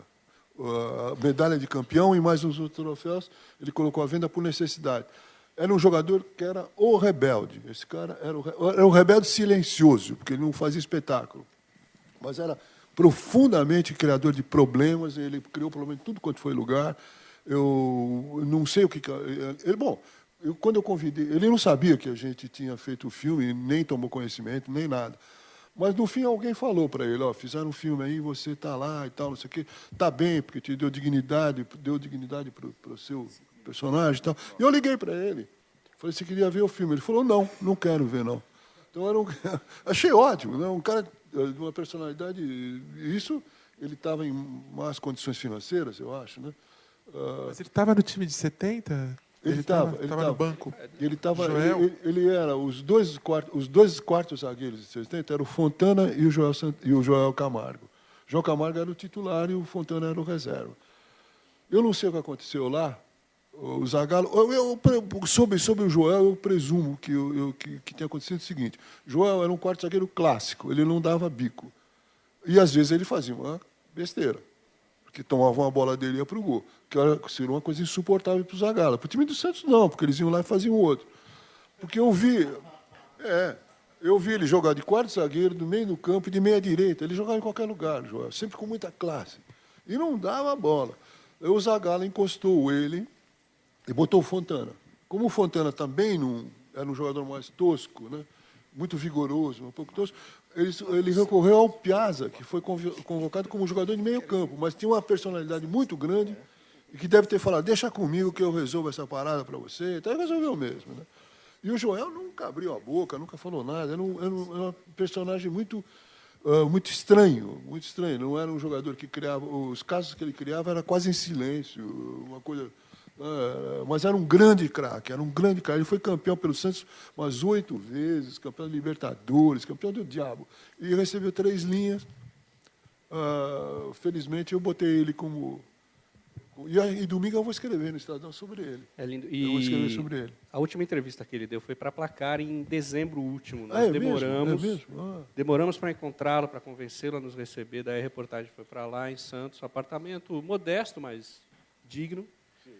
E fizemos a entrevista, ele continuava. Enfim, me parecia um cara muito amargurado em relação à história. Tanto que há uma possibilidade de os campeões de 70 ainda receberem algo como 100 mil reais aí do governo. Ele falou, mas para que eu vou receber isso agora? Eu tinha que recebido antes, né? Agora eu não quero saber desse dinheiro. E daí nós contamos essa história na revista Placar de maio, e em forma de quadrinhos, um traço muito bacana de um quadrinista chamado Alexandre de Maio.